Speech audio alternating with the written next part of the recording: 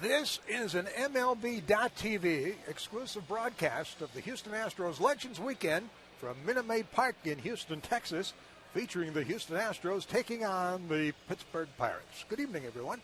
This is Jerry Trupiano. Alongside is noted national baseball writer from MLB.com, Richard Justice. We are here for Legends Weekend for the Houston Astros, and they have had a number of their former great players out on the field being honored. And the crowd gathered here, enjoyed the ceremony that just took place. And we're going to visit with a number of the noted players who will be coming up and visiting with us throughout this ball game. Richard Justice, how are you? Going to have fun tonight, aren't we? Yeah, we are going to have fun. You know, it's a day of emotion, a day of memory. To see all these guys back together. Someone like me, I grew up in the Dallas area when Dallas didn't have a team and went to sleep, you know, with hearing games done with Larry Durker and Bob Aspromonte. So it's a big deal, you know. Baseball really does connect generations, and you connect moments in your lives with what you remember from these guys. The Astros have just taken the field, and let's give you quickly the starting lineups for the Pittsburgh Pirates, who are slumping and fading from view in the wild card race in the National League. They have a record of 74 and 76. They've lost 4 in a row. They'll lead it off with Starling Marte in left field. Neil Walker, a Pittsburgh native, at second base. Possible MVP of the National League, Andrew McCutchen in center field. Garrett Jones, who really tears up the Astros, is batting cleanup. He's in right field. Gabby Sanchez at first base. Pedro Alvarez is at third. Michael McHenry is the catcher. Batting eighth, the shortstop, Clint Barmas. And the number 9 hitter is the pitcher, Kevin Correa, 11-9 on the season, including a 2-0 record against the Houston Astros. Marte, Walker, McCutchen, Jones, Sanchez, Alvarez, McHenry, Barmas, and Correa for Pittsburgh. For Houston, Jose Altuve leads it off at second base. Scott Moore is in right field. Brent Wallace plays first. Justin Maxwell is in center, batting cleanup. Fernando Martinez in left field. Jed Lowry, who homered here last night, is the shortstop. Matt Dominguez at third base. Jason Castro hits eighth. He's the catcher. And the starting pitcher, left-hander Dallas Keuchel, 2-7 on the season, 0-2 this year, 0-2 lifetime against the Pittsburgh Pirates. Altuve, Moore, Wallace, Maxwell, Martinez, Lowry, Dominguez, Castro, and Keuchel for Houston. The plate umpire tonight is the crew chief, Jeff Kellogg. Tim Timmons umpires at first base, Marty Foster, the second base umpire, and Eric Cooper has the plays at third base. Richard, the Pirates, if we were doing this game 2 weeks ago, they'd have been in the thick of things, but it's been rough sledding the last couple of weeks for the Pittsburghers. You know, it's beyond that. It's bizarre. They've lost 29 out of 40. They went a week, and they scored less than 2 runs a game. And it's not hitting. It's not pitching. It's like one of the players said tonight. It's this and that, and it's you get into a slump that's just smothering. They've had team meetings. The general manager, Neil Huntington, arrived here today. Clint Hurdle's trying to be positive. First pitch of the game is up and away. Ball 1 to Starling Marte, who's hitting .254, 4 home runs, 16 RBIs, and already Keuchel's ahead of the game with Marte. We'll tell you about that matchup in a moment. Pitch is swung on by the third baseman into left field for a base hit.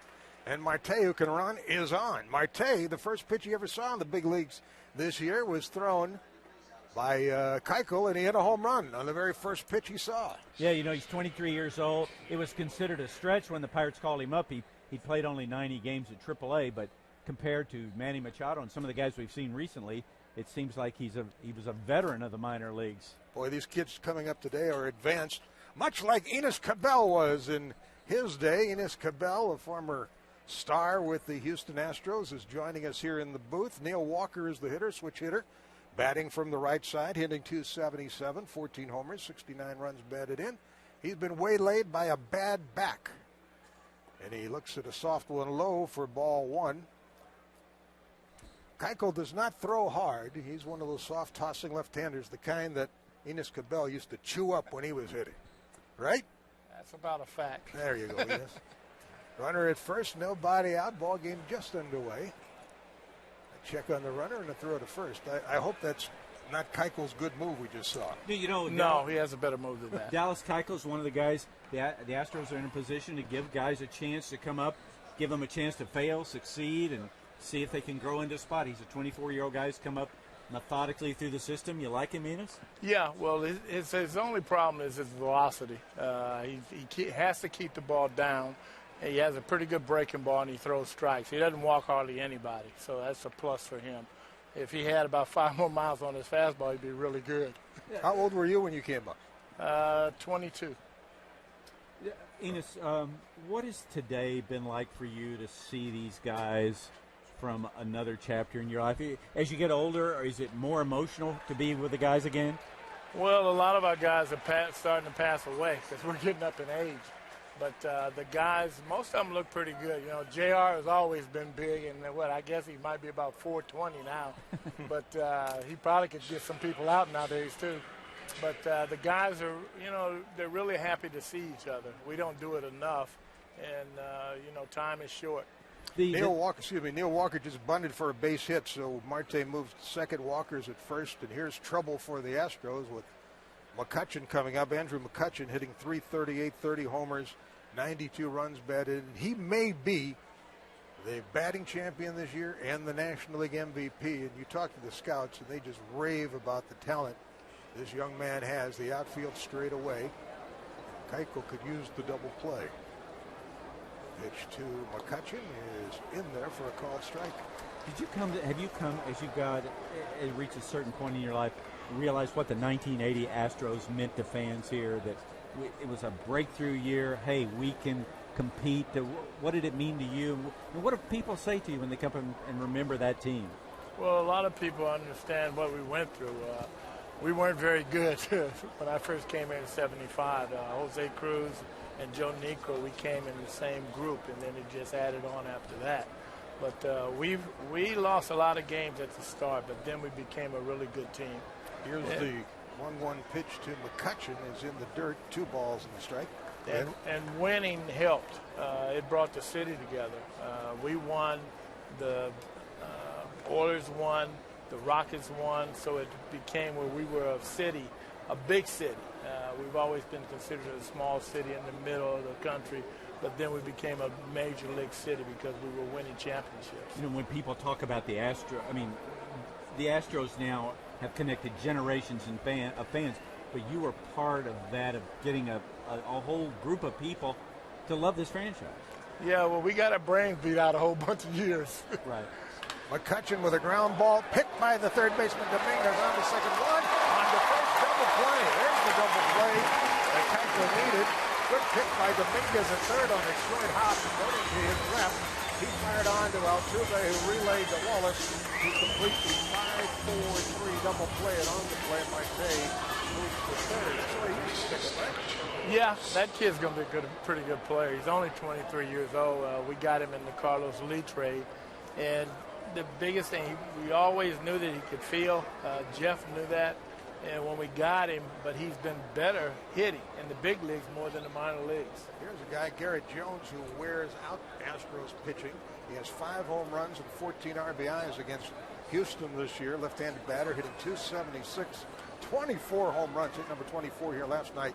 78 RBIs. He foul tips one at the plate. 0-1 on Jones. We hear guys talk about today at the luncheon, the Legends Luncheon. You don't talk about games as much as people. Is that when you come back? What is it you take away from the experience of seeing your guys again? Well, it's just fun. There's a pop foul that we had get out of play here. It's a little difference nowadays. The kids come to the ballpark at 12 o'clock, 1 o'clock, and they're here all day, and then they stay till 10 or after the game's over with, and then they go straight home. We came later. We came at 4 or 5 o'clock, played the game like the game was a Sunday night football game, and that's the way we played it. But we stayed till 11, 12 o'clock at night afterwards talking about baseball. But the game has changed. It's more of a business. They make a lot of money. They can't get hurt. They won't play hurt. We played with broken fingers, hamstring. What was a hamstring? We didn't know what a poor hamstring was. And oblique. You had guys pushing for your job all the time, too, right? You had to play. I had Art Howell in back of me. If I sat on the bench, Art Howell was going to take my job. I told Artie, I said, "You're never playing." I said, "I'm not letting you play." Pirates have a runner at third. Marte, he's there with 2 out. Garrett Jones behind on the count. No balls, 2 strikes. Dallas Keuchel is trying to work out of a first inning jam. The infield playing the left-handed hitting Jones to pull, and here's the pitch, and that's over but low. Ball 1-2. What was your favorite year, Reeves? Probably the 80 year because of what Richard said. We had lost for so long, and we should have probably won in '79. We had some bad breaks, but we didn't. They go get people in the middle of the year. They didn't go get anybody for us. And we had like a 10-game lead on Cincinnati and the Dodgers, and we ended up losing. So if we could have got some help, we probably would have won. We only had like 5-6 guys that could hit, and then you had to wait till you turned around again and guys come back up so we could score. 2 balls, 2 strikes to count on Garrett Jones. We're talking with Enos Cabell, and here's the next pitch, outside and low, a full count. On deck is right-handed hitting first baseman Gabby Sanchez. Keuchel would love to dispatch Jones here, but he's not going to groove one with a base open. And slumping Gabby Sanchez on deck, even though he's a right-handed hitter. When you went through things like the Pirates are going through now, what should a manager say? Well, there's nothing you can do. You have to learn from losing and making mistakes. And that's probably what happened to us in '79. We didn't have a Joe Morgan.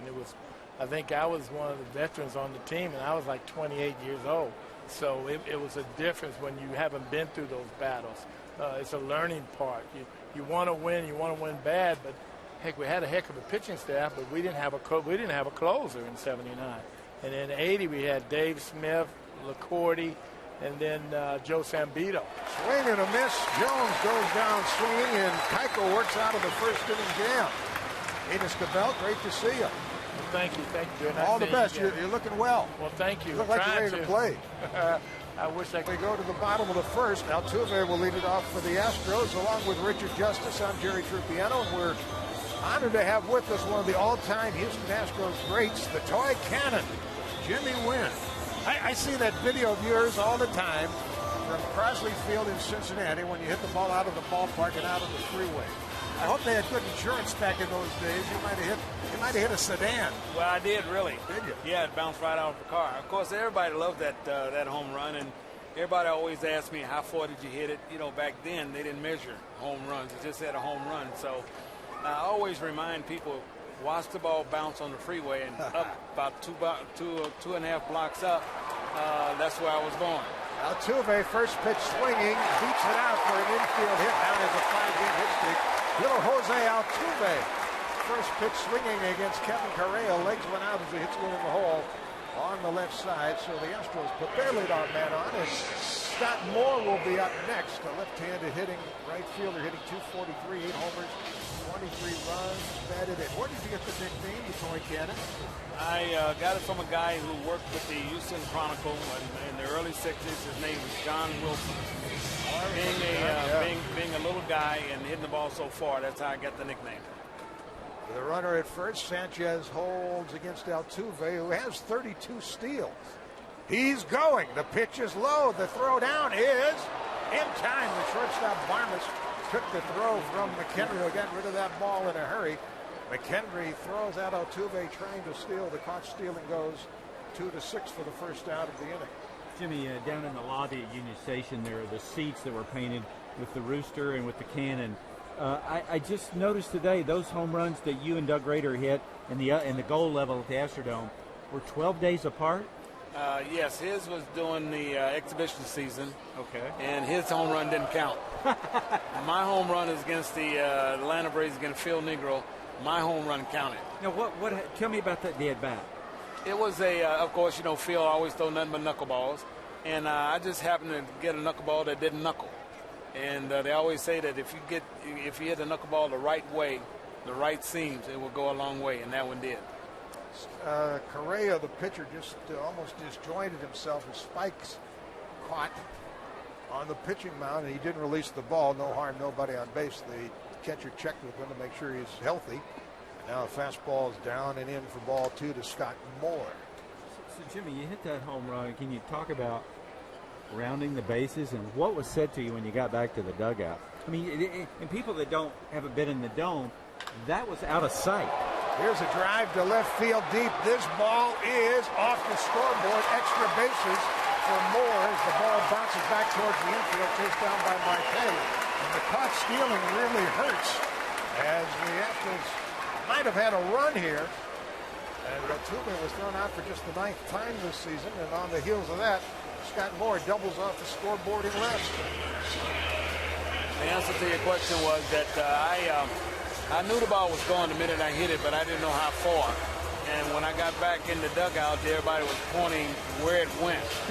And they kept pointing. I said, where did it go? It said, keep looking up, keep looking up, keep looking up. The goal section. So I said, wow.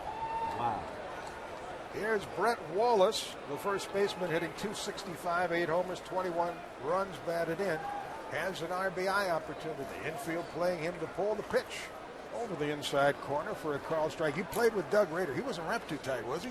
No, he wasn't, but he was the man that we needed on that ball club at that particular time because he kept everybody alive. He was one crazy individual, but he could play third base. Larry Durker always tells the story about him pulling his golf clubs out and starting hitting golf balls all over the clubhouse. He did that, and once he swung the golf club and hit the ball, he always hollered 4. And matter of fact, he almost got me one evening. A ball and a strike here to Wallace with Moore at second, and one out. We're talking with former Astros great. He's still great, but a former player, Jimmy Wynn. Thank you. Next pitch in the dirt, off the body of McHenry. Runner going to third, no play. And Moore advances on a wild pitch from Correa. Just his second wild pitch of the season. Well, here's a chance to get a run. You've got to get a lead and build from there, right? Well, this is what the Astros have been doing all year long. When they get runners in scoring position, they can't get them over. And just hopefully tonight, there might be the night where Wallace hit a fly ball or get a base hit to bring him in.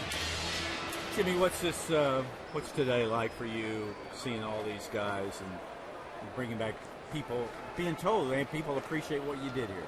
It was great. One word come out in mind is the camaraderie that we had with all the players. Nice seeing Carl Warwick once again, Bob Bruce, all the guys, and it was just wonderful. This is a fantastic day, and I just hope the Astros continue. Jimmy, what did you think the first time you saw the Astrodome, or the first time you heard, hey, we're going to play baseball indoors? Like a little kid in a candy store. The man says you can pick out anything you want, keep it. You don't have to pay for anything. And, just sitting there or standing out there watching the people build the dome. And 1965, when the dome was open, it was just like, wow, I'm playing Major League Baseball indoors. That was the brainchild of Judge Roy Hoffhines, and it was the 8th wonder of the world, they call it. He was a man that had a vision. I think that he was before his time as a base hit. Drive base hit into center field. Way to go, Jimmy. Way to go. 1-0 as Wallace picks up his 22nd RBI. Got ahead on the count, 3-1. Got a pitch to handle. Raced a single into center field. You'd love those 3-1 counts as a hitter, don't you? Oh, I love them. I love it. I'm not moving, guys. We scored a run today. That's it. Do you remember walking in the dome for the first time? Yes. Of course, I always come to the ballpark early when I was playing ball back then. But coming to the Astrodome, I wanted to take a look at it and just walk around it and see how wonderful that place was. And I tell you, to create a place like that indoors, nobody ever thought about it. And the brain trust of Judge Roy Hoffhines, I tell you, it was one beautiful place, and I enjoyed playing there.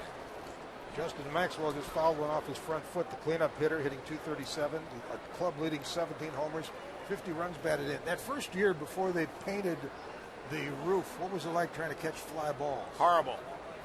Horrible, believe me. They came up with all kind of suggestions of painting the ball black, yellow, green, white, brown, and we still couldn't see the ball. And once we had that ball game against San Francisco Giants and we lost it 2-0, when Jim Ray Hart accidentally hit a ball 425 feet. Accidentally? Yeah, accidentally, yeah.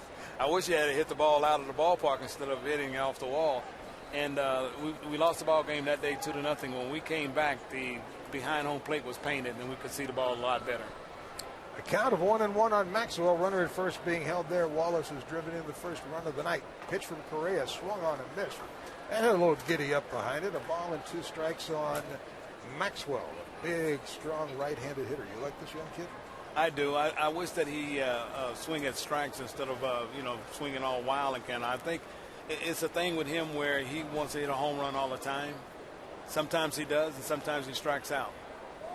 With a count of a ball and 2 strikes, the next one from Correa is high. It's 2-2. Patience has to be learned as a hitter, doesn't it? Oh yeah, it took me 4 or 5 years to really learn my strike zone, and once I did, I had a pretty good year after that. I think that's the year that I broke 1968 or 67, one of the years that I broke or tied the walk record. So, if you're patient, you can get your own pitches and hit the ball well. There's hitting room through the left side for Maxwell, who waits on a 2-2 pitch, leaded first by Wallace. Correa to the belt and to the plate, and a fastball over the outside corner. A sizzler for a called 3rd strike. Correa gets his first strikeout of the night, and that's the 2nd out of the inning. Pretty good heater there. It was, home run or strikeout, so that's what he's doing. Here's Fernando Martinez, a switch hitting outfielder playing left field tonight. He's been spotted by a bad knee. He's got 3 home runs, 10 runs batted in, hitting at .231. 1-0 Houston. Jimmy, when fans see you, what do they remember? What do they say to you? Are you still struck by the fact that years later they remember things you did, how you did them? Oh yeah. I'm very honored that people remember what I did back in the early '60s and the '70s, even with the Yankees and the Dodgers in 1974. So, they keep me abreast what goes on in my lifetime, and I really love it. And I'm just happy that the fans keep up with me. Count is 1-0 here to left-handed hitting Fernando Martinez. And another pitch is in there for a called strike. Was there much of an adjustment in those days going from one league to another? Oh, it was 1976 when I got traded from the Atlanta Braves to the Yankees in 1977. It was like, Jimmy, we brought you over here to be the designated hitter, and I never played. The first game I hit a home run, and for about a month and a half I never played. So it was a lot different coming from the National League to the American League. A check on the runner.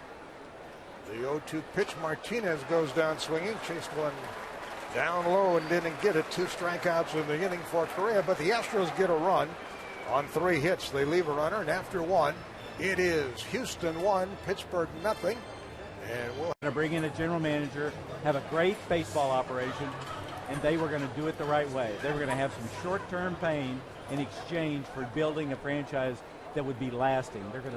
They're pouring millions of dollars into player development, into instruction, into the Dominican Republic, all those things, and they're going to build a foundation. And Jerry, what you can't know is what the timetable is, because as with Oakland, as with Tampa, when you invest in young kids, you don't know, as Billy Beane said a couple weeks ago, they just don't come with a timetable. Gabby Sanchez takes a called strike, the first baseman, hitting .225, 6 homers, 27 runs batted in. At the same time, if you make judicious judgment on players and you pick the right guys, the group of veterans to move in with the young players, you hit. There's a shot to deep left field off the bat of Sanchez, and we have a tie game. He hit the back wall in left field, and it's a 1-1 ball game. Sanchez breaks an 0 for 7 with his 7th home run of the year, and just like that, the game is tied 1-1. What I started to say was, if you get the right mixture of veterans with young players, sometimes you hit the jackpot, like Baltimore may be in the process of doing. Yeah, the Orioles had a core of guys: Adam Jones, Matt Wieters, Nick Markakis, and a lot of pitchers. Jake Arrieta, Zach Britton, Chris Tillman. And those pitchers had to go up and come down and go up and come down this year. But it all works, and they mix some veterans in there, and what the manager's done to use 51 players, to use 25 pitchers, it's a phenomenal story. The Orioles are an incredible story this season, and what it tells you is it is a very inexact science. Pedro Alvarez took ball 1, now looks at a strike, and it's 1-1.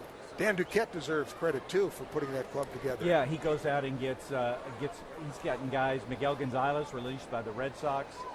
Nate McLeod released by the Pirates. Here's a drive to center field. It's going to be caught by Maxwell off the end of the bat of Alvarez, who flies out for the first out of the inning, allowed out here. And I know you know Dan Duquette from Boston. 10 years out, he built the Israeli professional league. He'd run a youth academy. And I think he was so happy. I think he got a chance he didn't think he was going to get.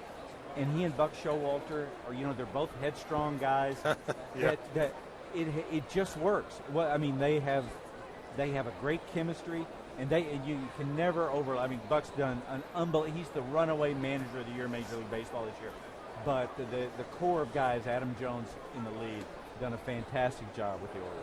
Right-handed hitting Michael McHenry, the catcher, looks at strike one, hitting .249. He's got a dozen home runs, 39 runs batted in. From a distance, this guy reminds you of Mike LaValliere a little bit. Not quite as heavy as Spanky LaValliere, but built along similar lines. The pitch is hit off the end of the bat to first. It's picked by Wallace. The pitcher covers, bad throw, tag, too late, and McHenry is safe. And there's going to be an argument here. Tony Francesco, the manager of the Houston Astros, the interim manager, comes out to argue. The first base umpire made the call, Tim Timmons, as the first baseman Wallace went to his right to glove that ball, and then the pitcher got over. It seemed to be in decent shape. Now the umpire is going to talk it over, and with the meeting here, there may be an overruling here of Timmons by Jeff Kellogg, the plate umpire, one of the other umpires. With the naked eye, it appeared that the runner was out. Jerry, what do you think of umpires meeting like this? I'm all for trying it. to get the call. He's out. They got the call right. And that's going to bring Clint Hurdle, the Pittsburgh manager, out. So McHenry is out 3-1. And now Hurdle is going to have a say. The first base coach, Luis Silverio, is also squawking here. And Hurdle wants to know from Timmons, why did you change that call? Major League Baseball encourages these guys to do that, and some crews have a signal that if another umpire got a better look at the play, he has a signal and he'll just take a few steps onto the diamond. And Hurdle's been thrown out of the game by Timmons, and they're going nose to nose. Well, I would say Clint Hurdle has a lot of frustration to unearth right here. He's turning beet red right now, and he is nose to nose with Tim Timmons. The Pirates have had a tough time, and now the plate umpire is trying to get Timmons to move away. Jeff Kellogg taking charge here, the crew chief. And Clint Hurdle has been ejected by Tim Timmons. You can see that one coming. When you're 11 and 29, when you see your season drifting away, you have to do something. They've tried everything. They've shaken up the lineup. They brought kids up, sent kids down. And sometimes maybe it's just a matter of an action. You never know what's going to snap a club in or out. So, the bases are now empty. There are two out. And the batter will be the shortstop, Clint Barmas, hitting .228. 8 home runs, 43 runs batted in. And Keuchel delivers low, ball one. It's a 1-1 ball game. Each team scoring in their last at bat here. The next one, swing and a bouncer foul into the third base dugout, occupied by the Pittsburgh Pirates. A ball and a strike. It's Legends Weekend here. I'm Jerry Trupiano, alongside is Richard Justice. We'll be visiting with Houston Astros legends throughout the course of the evening. Next pitch is hit on the ground for the shortstop, Lowry. He picks it, he throws it, inning over. Barmas is out 6-3. The Pirates tie it on a leadoff home run in the second by Gabby Sanchez. We played an inning and a half at Minute Maid Park in Houston. Is that what you fed Junior? Yes, so. Yeah. We see him on television all the time now. Looking pretty good. I've been watching. He must look like Mom, huh? I guess. Yeah, just like mother. So, Cheo, after the 1974 season with the Cardinals, something happened that changed your life. What did you think when the Astros bought your contract? And it's kind of a life-changing moment, huh? Tell you the truth, you know what? That's the best thing happened to me when I got traded here. I just really enjoyed, here all those years in 1975 all the way to 1988, 87. Plus, I coached for 13 years. And my kids grow up here in Houston, so that's pretty nice for me because they don't have to change school. And I could be free agent in 1979, but I decided to stay here in Houston, sign 5-year contract, and that was it for me. Stay forever here. Jed Lowry leading it off for the Astros. Bottom of the second, the shortstop hitting .253, 15 homers, 41 runs batted in. He chops a foul near the on-deck area, a ball and a strike. Cheo, fans here came to love you. What do you think it was about your game or your personality that was so appealing to people? Well, I'll tell you the truth. Maybe the way I play, I play hard every game, and probably I was use the uniform different than everybody else, and plus I enjoy playing here with the Astros. People can tell when you enjoy what you're doing. I mean, I would enjoy every minute when I was playing, and even that not too many people come to the game. I was one of the most underrated players when I was playing. Nobody know who I was. I was playing maybe in those big cities like Chicago, New York. Could be a different story, but I don't really want to say nothing about that. I'm proud to be Astro. That's all. Lowry strikes out on a slow curve, 3 strikeouts for Correa. I still have that vision in my mind at the end of that great series between the Astros and the Mets in '86, that heartbreaking loss here in the 16th inning in that 6th game, you sitting in the dugout so dejected.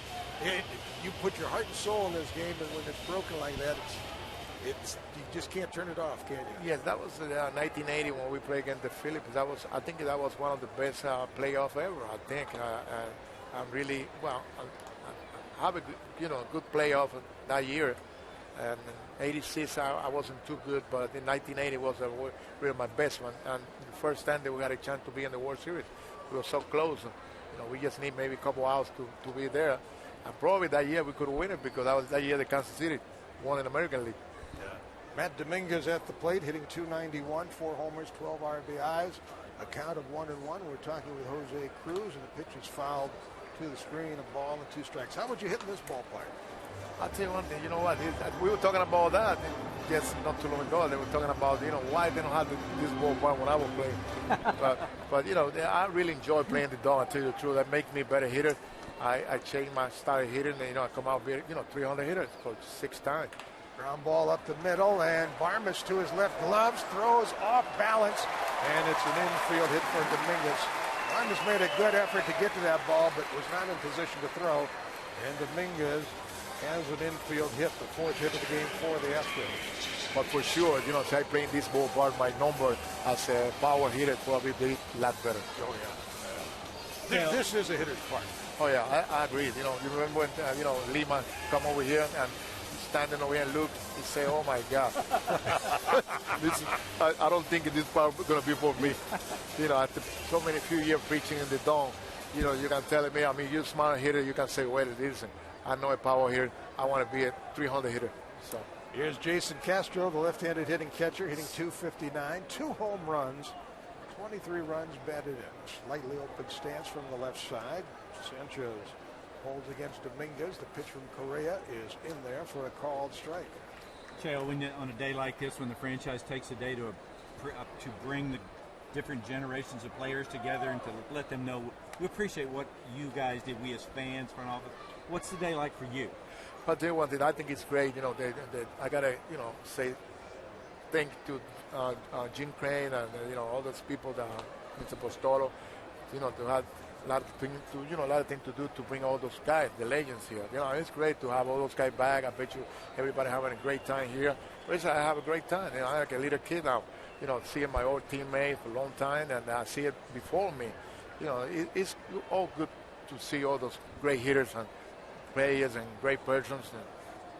It's the legends. 1-1 on Castro, the number 8 hitter. The pitch is swung on and chopped foul up the first base line.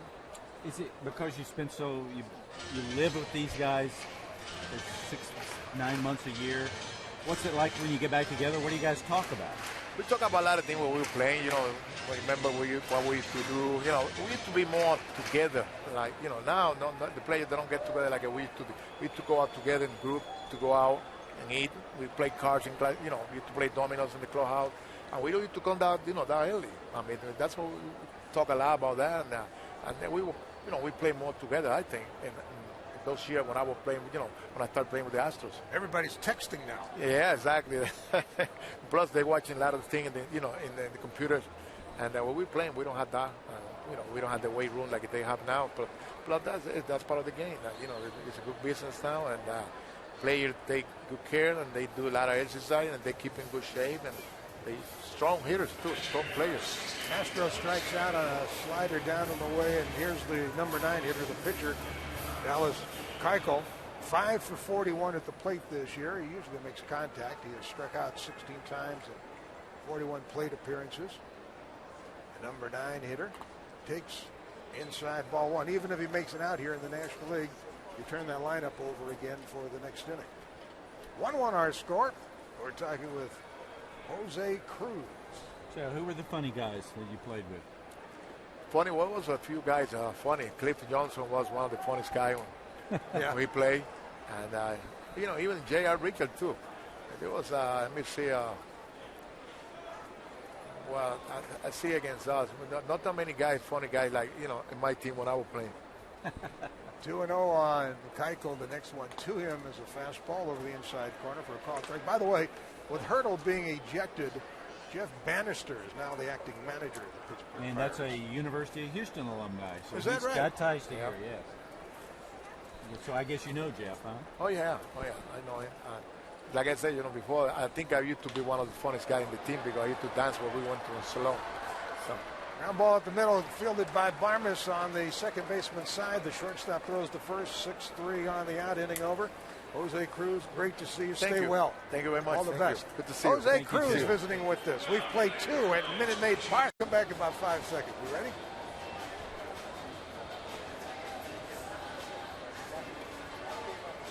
Oh, okay.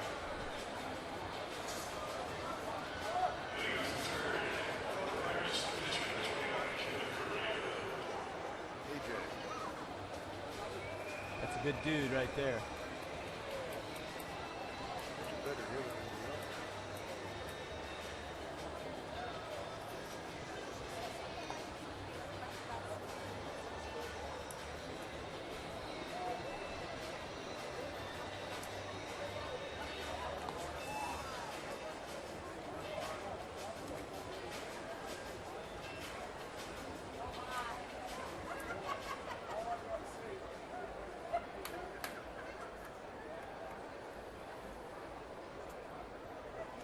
Jerry Trippiano and Richard Justice back at Minute Maid Park. We go to the third, 1-1, Pirates and the Astros. Correa leads it off for Pittsburgh. Their pitcher looks at a called strike, and we're honored to have with us on Astros Legends Weekend, one of the Astros true legends, a member of the 3,000 hit club, Greg Biggio, as Correa chops one foul.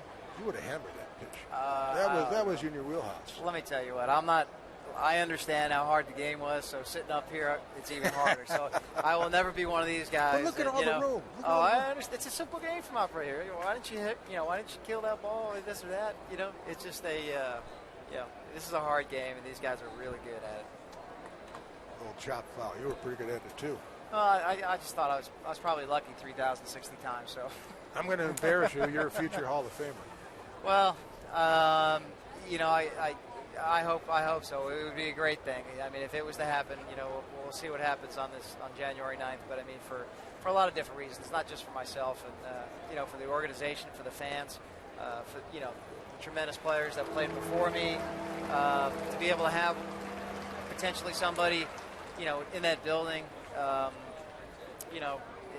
like I said, we don't have anybody to have somebody with the opportunity to get in that building. That would be pretty special. But I've got to know, switching from behind the plate to center field to second base and still keeping your offensive game intact, that had to be a struggle. Actually, you know what? The second, we went from catcher to second base, and that was probably the hardest thing that I ever had to do in my life. And, it was something that it took me about a good year and a half to almost 2 years until I get comfortable out there where I didn't have to think about every different scenario. But what I did learn, I took from catching to second base, is the fact that, when you're catching a baseball game and you're working with a pitcher, that's the part of your game. That when you go in and you go to hit, that's part of your hitting. So I learned how to separate the two of them as far as, the defensive side of playing second base and then coming in and hitting. And the truth of the matter is I felt better physically in my last at-bat, going into my last at-bat, because I wasn't beat up as badly like you do behind the plate. Are you now starting to understand the impact you had on people's lives? I think you told me one time it's pretty gratifying to look up and see the number 5 and number 7 jerseys in the stands. Well, it's the ultimate compliment. I mean, you want the respect to you play the game because we're very lucky to play it and fortunate to play it.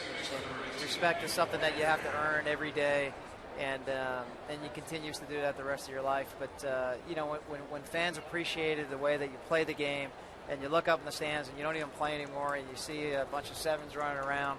I mean, that's one of the biggest compliments you can ever have, because they really enjoy the way that you play the game and appreciate the way that you play the game, and they still wear your stuff. I believe people, I think you told me after the 2005 World Series, which was so magical, people lining up outside of Academy at night to get shirts, that in the weeks afterwards, people would come up to you in the store and restaurants and just say, thank you. There was really no place in Texas you can go, and we take a lot of pride in the fact that, you know, we worked really, really hard to get there. Texas has been there now the last 2 years, but we were the first Texas team to get there. And to be able to, you know, when the World Series is over and people come up to you and just say, hey, thank you. You know, no, we lost. And we're like, no, thank you for, you know, getting us there. You know, older generations were, you know, they never thought that they were going to ever see that in their lifetime. And, you know, being outside in the city and the community at that time, I mean, they had it plastered on side of buildings, and then they had schools shut down and TVs in classrooms. And, I mean, it was, what a magical, magical time. And I think, you know what, in all honesty, I appreciated it more as an older player and working so hard to get there, and then finally being able to get there, I understood what it was all about.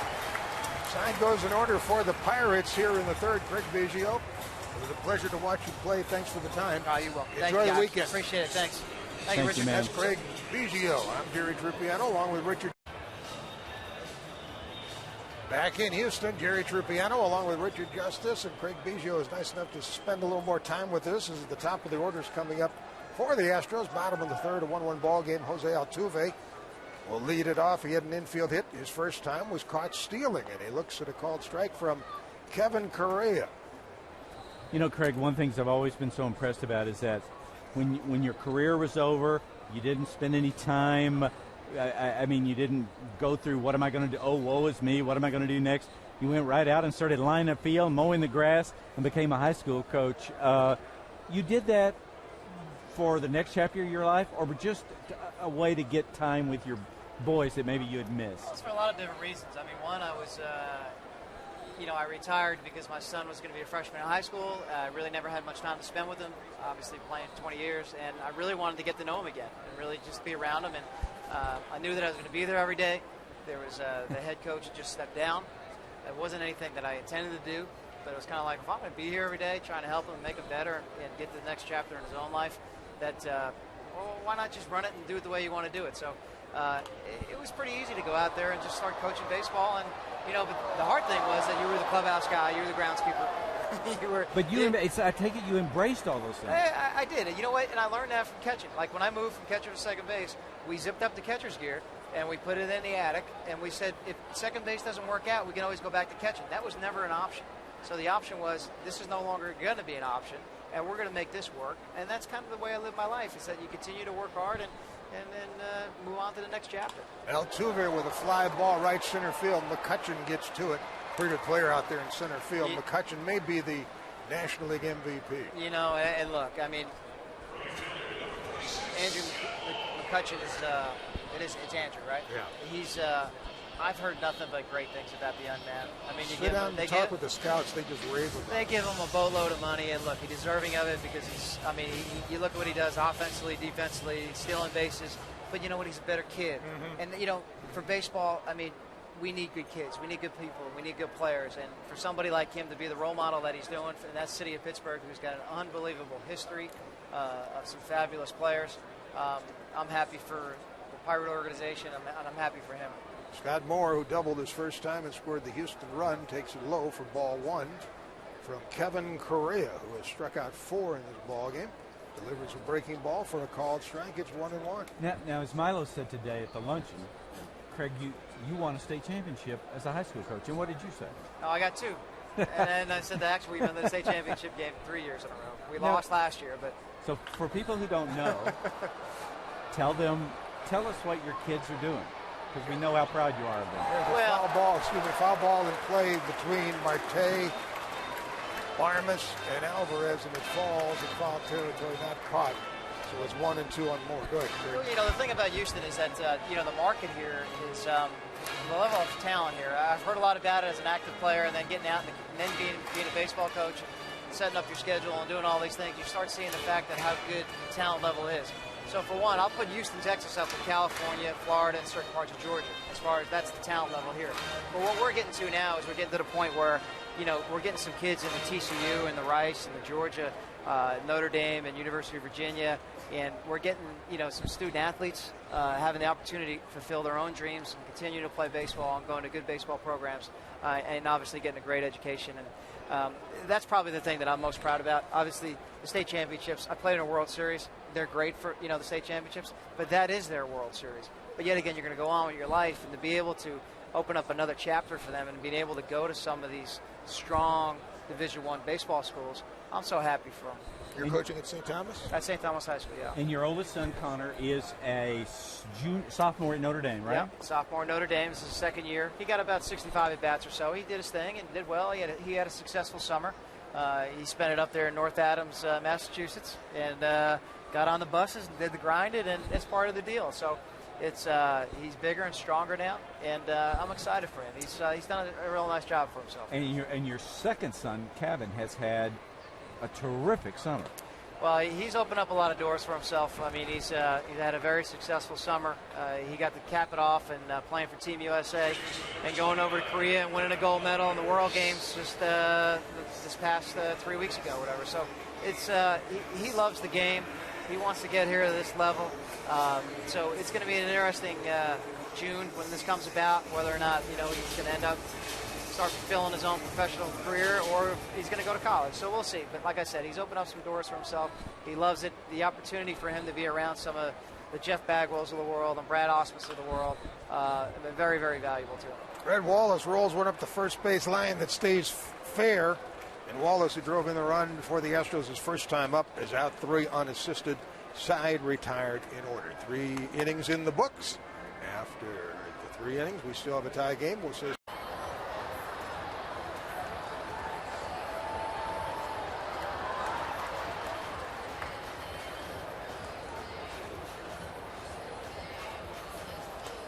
With Richard Justice, Jerry Trupiano back at Minute Maid Park, we go to the 4th inning. It's the Astros 1 and the Pirates 1 out-of-town games. Toronto has a 2-1 lead at Tampa Bay as they go to the 2nd inning.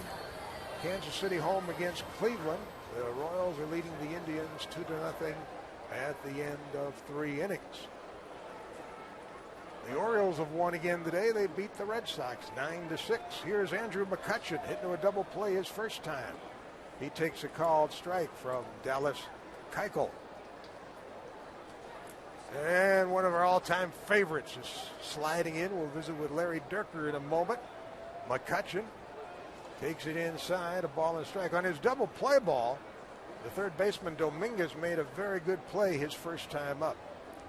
A ball and a strike on McCutchen, leading it off in the 4th. Dallas Keuchel hasn't walked anybody, hasn't fanned anybody. He kicks and fires, and the pitch is fouled off the right side, and McCutchen's in a hole, a ball and 2 strikes. Larry Dierker once told me he wears Hawaiian shirts because I asked him why. He says, have you ever seen a guy wearing a Hawaiian shirt having a bad day? So I started wearing Hawaiian shirts until they ran me out of Boston. Oh, well, I'll tell you what, Lawrence. It works. It works. How are you, big boy? I'm doing good. It's good to hear your voice again, Jerry. Thank you. McCutchen swings and grounds a foul over the top of the third base Seen dugout. this guy play much? I tell you what, I've hung around with a lot of scouts in recent days and weeks, and everybody raves about him. He is a player. Last year at the end of the year, and I don't follow it as closely as I did when I was broadcasting, but they said, who do you like? Who's the best player in the league? And I said, I don't know. Maybe if you were going to start a team, who would you pick? And a good guy, maybe too. Maybe McCutchen. They said, who? I said, well, He hits one in the air to left center field. Martinez got a late break and comes on now to make the catch. Fernando Martinez, left fielder, makes the catch in shallow left center. He got under that one. Yeah, but he last year in September, he got under a field and hit him straight over the right field fence about 15 rows back. He's not a real big guy, but if you're a scout, what you're looking for is guys that swing easy and hit hard, pitchers that throw easy and throw hard, guys that run smoothly and easily and run fast, and McCutchen does all those things. Here's Garrett Jones, who struck out his first time. He chops one foul up the first base line. That's the only strikeout today for Keuchel, is the strikeout of Jones. You were a 20-game winner with the Astros. I was, yeah. I flamed out early. No. I struck out Mays on my 18th birthday and won 20 games when I was 23, and then I just kind of faded from there. What's today like for you, Larry? What are your emotions seeing these guys that mean so much to you again, both your teammates and your players? Yeah, I don't know. It's hard to put it in perspective because there's so many generations. I think the word that comes to mind is relationships, not baseball. Yeah. Jones falls behind it as he goes after an off-speed breaking ball, a ball and 2 strikes. You also have a no-hitter to your credit, correct? Well, I got that was a blessing from above. I think I could hardly get anybody out at that point in '76, and they actually asked me, "When did you know you had it?" And I said, "Right after the first inning." Really? They always ask you that question. Yeah. I said, I was trying to think when I went back to the dugout when the last time I started a game where I didn't give up a hit in the first inning. I actually thought about it right after the first inning. Now, you were a great pitcher with the Astros, but you also became a terrific manager. Did you enjoy the managing? Not as much. I felt like it was fulfillment in several ways. One, that I was probably a good enough player to make a lot of money, but my career ended when the money started. And the other thing is the teams I pitched for, I think the closest we ever finished was 12 games out. So I got to be in the dugout for a team that won a championship. So for those two things, but it's hard. It's a lot of pressure. Ground ball up the first base side, foul. And it's not only the workings of the game, but it's managing people, communicating with people. Yes, and that's really the most challenging part of it. Most of the managers cancel each other out in terms of strategy. But the first thing you need, bottom line, is to have enough talent. And after that is you have to have everybody pulling together. And that's sometimes hard to do. Here's a foul out of play off the bat of Jones. Bases empty, 1 out. Gabby Sanchez on deck for Pittsburgh. We have a 1-1 ball game here in the top of the 4th at Minute Maid Park. This is some facility. The Astrodome was a pitcher's park. This is a hitter's park. Yes, it is, but it's a pitchable park. And when we first came here in 2000, we had a real bad year because most of the guys had pitched to the Dome. And pitching there, they had the luxury of throwing the long fly ball for an out. And then when they got here, they started getting gun shy, and then they were afraid to throw strikes. And they were, I was trying to push them deep into the game, and they were over 100 pitches in the 5th inning. And so I had to change the way I managed, and none of it worked out. But by the next year, 2001, we had some guys that never played in the Astrodome, and other guys that made the adjustment, and the pitching was okay again. I put the whammy on Keuchel, by the way. He said he hadn't walked anybody. He just issued his first walk. I talked right through that, didn't I? No, that's all right. I'm a little rusty up here. This is Legends Weekend. We're loose. We're really loose. How did you get the guys to pitch to the ballpark strength as opposed to not just being freaked out by where it's short? The main thing, I think, Richard, is to change your mentality and say, I trust my hitters to get some runs for me. And if you think you're going to score, you can pitch aggressively and not worry too much about giving up a couple of runs. And so I think what you have to do in any park, people ask me about, man, it must have been horrible in Wrigley Field with the wind blowing out. I said, well, I'd rather win 8-5 at Wrigley than lose 2-0 in L.A. and so, you just have to say, if it's a hitter's park, I have to trust my hitters to give me some runs, and I'll just be aggressive and try to hold it down best I can, but probably not going to pitch a shutout. Here's the 1-1 pitch to Sanchez and a slow roller to short. Lowry flips to Altuve for the force at second for the second out of the inning, and Jones is erased 6-4. That was the only play. It wasn't hit hard enough to turn 2. No, it wasn't. One of the things that I found interesting when I researched the second book that I wrote, which was my all-time team from the 40 years of watching it, was that I looked at all the pitchers, and one of the things I looked at was their ability to get the double play. And out of all the guys I considered, the absolute worst at being able to get a double play was Nolan Ryan. But when you think about it, his fastball was a fly ball pitch. His curveball was a pitch that they chopped like that last one, and you couldn't turn 2. Here is Pedro Alvarez, who flied to center his first time. A strong left-handed hitting third baseman who struggles against left-handed pitching, and he takes a called strike, according to our you plate see a lot umpire. of this over shifting for hitters, a lot more than there used to be, and this is probably even more unusual because Lowry's on the right field side of second, and you've got a left-hander facing a left-hander. I could see with a right-hander facing a right-hander. You wonder why guys don't bunt more just to get a guy on base. Let the next guy have a crack at it with 2 men on. Come on, Jerry. You're going back 20 years when guys were thinking about... David Martinez would do, or not David Martinez, but David you don't Ortiz. Make your money with bunt singles. Yeah, well, that's true. That's true. Look at the room, though, on the left side. Does that mean they're going to pitch him inside? Because it doesn't look like they're pitching him inside. You should pitch inside or throw off-speed stuff. You don't want to throw a fastball away with the defense configured this way. Have you seen enough of Pedro Alvarez to have an opinion of him? I mean, no, not really. My only opinion, I've seen a little bit of him. The only thing I know is he's got great raw power. What I don't know is if he will be consistent enough to get on base often enough to take advantage of the power. 169 strikeouts. And when you face guys like that, a guy similar with the Astros right now, Justin Maxwell, right. He's got 17 home runs, and he hasn't been an everyday player, but he's struck out a lot. And it reminds me of Dave Kingman. You either strike him out or he hits a home run. All or nothing. If you're hitting 200, it's debatable whether you're helping the team that way, unless you're a really good defensive player.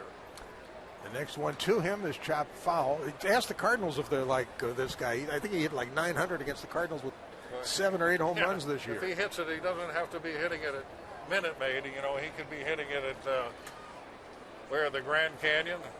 Well, Larry, what would you make of a guy like Adam Dunn who will get you 40 to so-and-so, 40-plus home runs, 100 walks, 150 strikeouts, low batting average, high on-base percentage?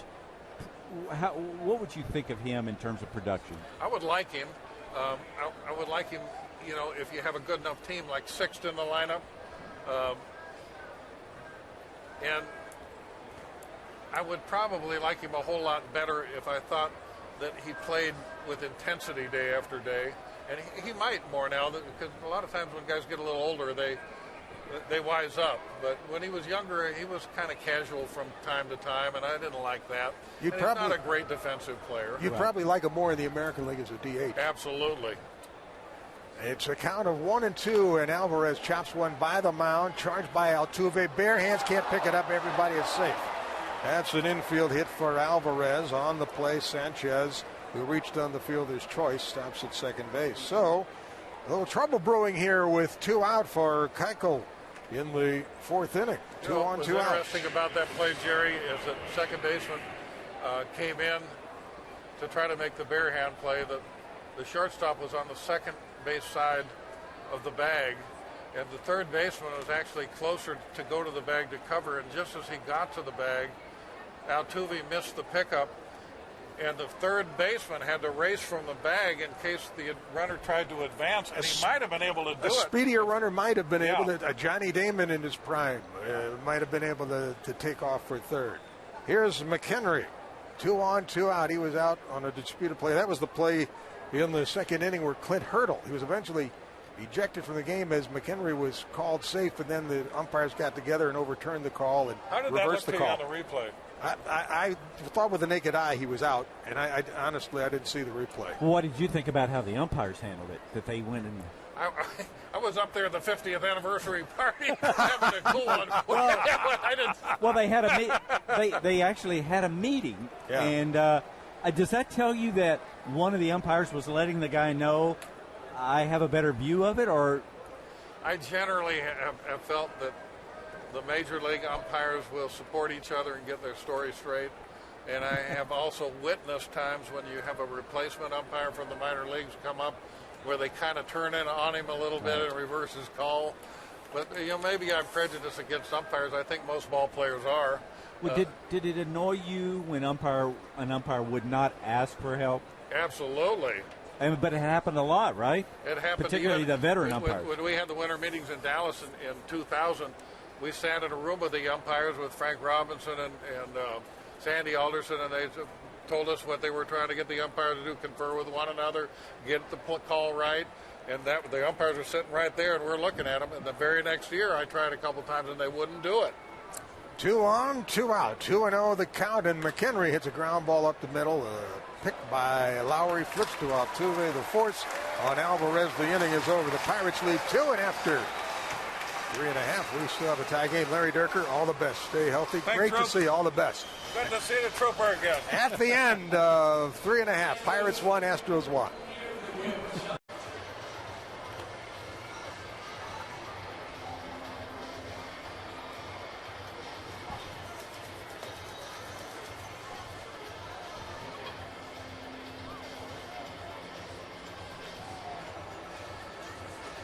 It'll be the 4, 5, and 6 hitters for the Houston Astros in the bottom of the 4th in this 1-1 ball game. Jerry Trupiano along with Richard Justice. We're at Minute Maid Park for this MLB.TV exclusive broadcast of Houston Astros Legends Weekend. The Astros taking on the Pirates, and Justin Maxwell, one of 5 strikeout victims today for Kevin Correa, the starter for Pittsburgh. Maxwell will lead it off. He was called out on strikes his first time. Takes a slider low and away for ball 1. It will be Maxwell, Fernando Martinez, and Jed Lowry in this inning. If anybody gets on, Matt Dominguez would hit. Left fielder Marte well over towards left center for the strong right-handed hitting Maxwell, who grounds one to short. Barmes picks it, throws it out at first. Maxwell out 6-3. Barmes to Sanchez, and that'll bring up Fernando Martinez. Clint Barmes was with the Astros the last couple of years. They played him other positions. It was amazing when they put him at shortstop. It was like the team got 10% better, 15% better. And he's been the best defensive shortstop in the National League this year. You know, he's a very, very streaky hitter. The Pirates got him, thought he reuniting him with Clint Hurdle to get him going offensively. But he is one of those guys, Jerry, that is just fun to watch play defensively. Yeah, quick release as a called strike is delivered here to Martinez, Fernando Martinez. Strikeout victim his first time. Hitless in his last 7 at-bats. He's been bothered by a bad knee. The pitch is fouled to the backstop off the catcher, and it's 0-2. The infield and the outfield playing Martinez to pull, a left-handed batter with 3 home runs, 10 runs batted in. Astros 1, Pirates 1, last in the 4th. Through this whole terrible slump by the Pirates, Kevin Correa has been their best starting pitcher. Ironically, when they got Wandy Rodriguez, he was the guy sent to the bullpen. So it's funny how things work out. He's 2-0 against the Astros this year. Correa delivers, and Martinez fouls it down the left field line. Correa, 32 years old, from San Diego, 11-9 on the season.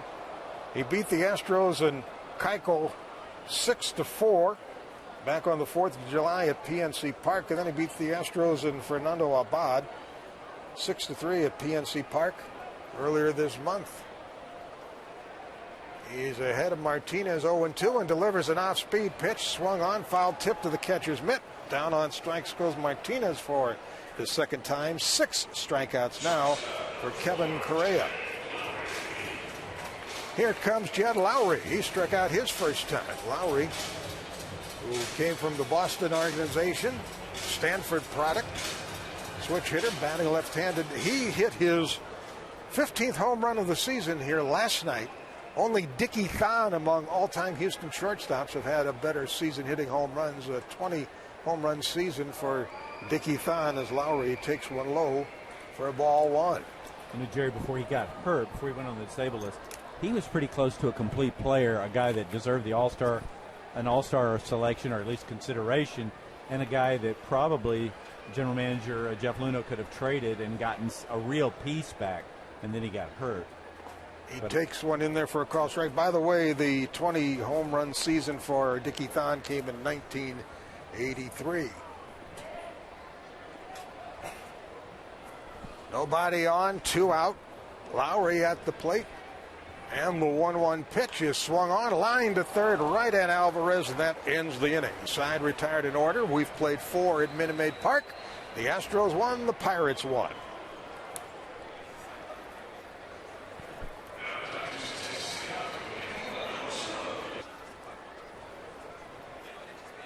We go to the 5th inning. It's a 1-1 ball game. The Astros and the Pirates, and the number 8 hitter for Pittsburgh leads it off. Clint Barmes, the shortstop, grounded to short his first time, right-handed batter. And Dallas Keuchel delivers high for ball one. We have another guest here at Legends Weekend in our booth, Richard. Bert Hooton. He's been the longtime pitching coach at AAA and Major League level. Been a part of a lot of success with this franchise. And on a special day, it feels right to have him back here. Welcome. Well, I appreciate that. Thank you. It's always great to get back and come watch a lot of these guys that I've coached in the minor leagues. 1-1 here on Barmes, who chops one off the end of the bat foul. Do you have any of your young pitchers throwing that spike curve, knuckle curve? No, nobody seems interested. What I do when I get pitchers is try to enhance what they can already do. So it's more of a refinement process and teaching them new stuff. A ball and 2 strikes the count. Keuchel ready. The next one for Barmes. Swung on and missed. He struck him out. A high fastball. Second strikeout of the game for Keuchel. How much of what a pitching coach has to do is physical? How much is mental? Probably 10% physical and 90% mental. Where I am, I work more on what's going on between their ears than I do the actual delivery. And pretty much an actual delivery is 90% mental as well. If they get focused on what they want to throw, where they want to throw it, usually the delivery turns out to be pretty good. Correa takes a called strike, 1-1 on the pitcher. Now, I'll bet once you make a suggestion to somebody, if they have initial success, man, they believe in it right away, don't they? Well, you would think so, but, nowadays they have a hard time remembering things and repeating things. Fly ball to deep left. It's caught by Martinez. Correa gave it a ride, but he's the second out. Go ahead. And when they, when you teach them something initially, it's kind of like you got to stay with it for a while before they actually get it. If they want to do it, I always leave it in their lap. I'll suggest things. If they like it, they can go with it. If they don't like it, I tell them they're not going to hurt my feelings by not doing it. So, Bert, do you approach your pitchers, or do you wait when they're struggling, wait for them to come to you? How does that work? Well, I had an old pitching coach in L.A. He's old now, but, at the time, his best pitching coach I ever had, his name was Red Adams. And when I pitched for Los Angeles Dodgers, he was really, really wise in his coaching. And when I became a coach, there were 2 things that he told me that I always remember. And one of the things is you can't coach somebody who doesn't want to be coached. So they have to be willing and they have to be open, but you can't force yourself upon them. And, I put that wisdom to work. And, there might be sometimes I'll get a new guy and I may not say anything to him for 2, 3, 4 weeks. Just watch him, observe him, and, when it's time, I think, to make a suggestion, I'll make the suggestion. And if he wants to go with it, we go with it. Lowry throws out Marte. The side retired in order. Bert Hooton, we appreciate the time. Enjoy the weekend, Legends Weekend. My here pleasure. with the Astros. Thanks to meet you. Thanks for having me. Take care. Good deal. We have played 4.5 in Houston at Minute Maid Park.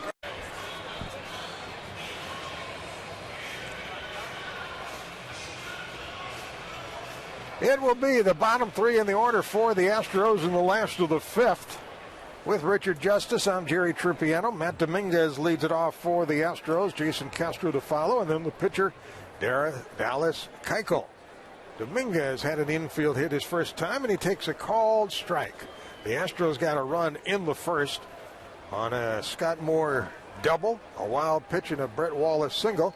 Gabby Sanchez tied it for the Pirates with the leadoff homer in the second, and that's all the scoring to this point. Dominguez fouls one off to the right and out of play, and it's 0-2 on the Houston third baseman, Matt Dominguez, who's an aggressive hitter up there, likes to pull the ball, although the left fielder, Marte, is playing him towards left center.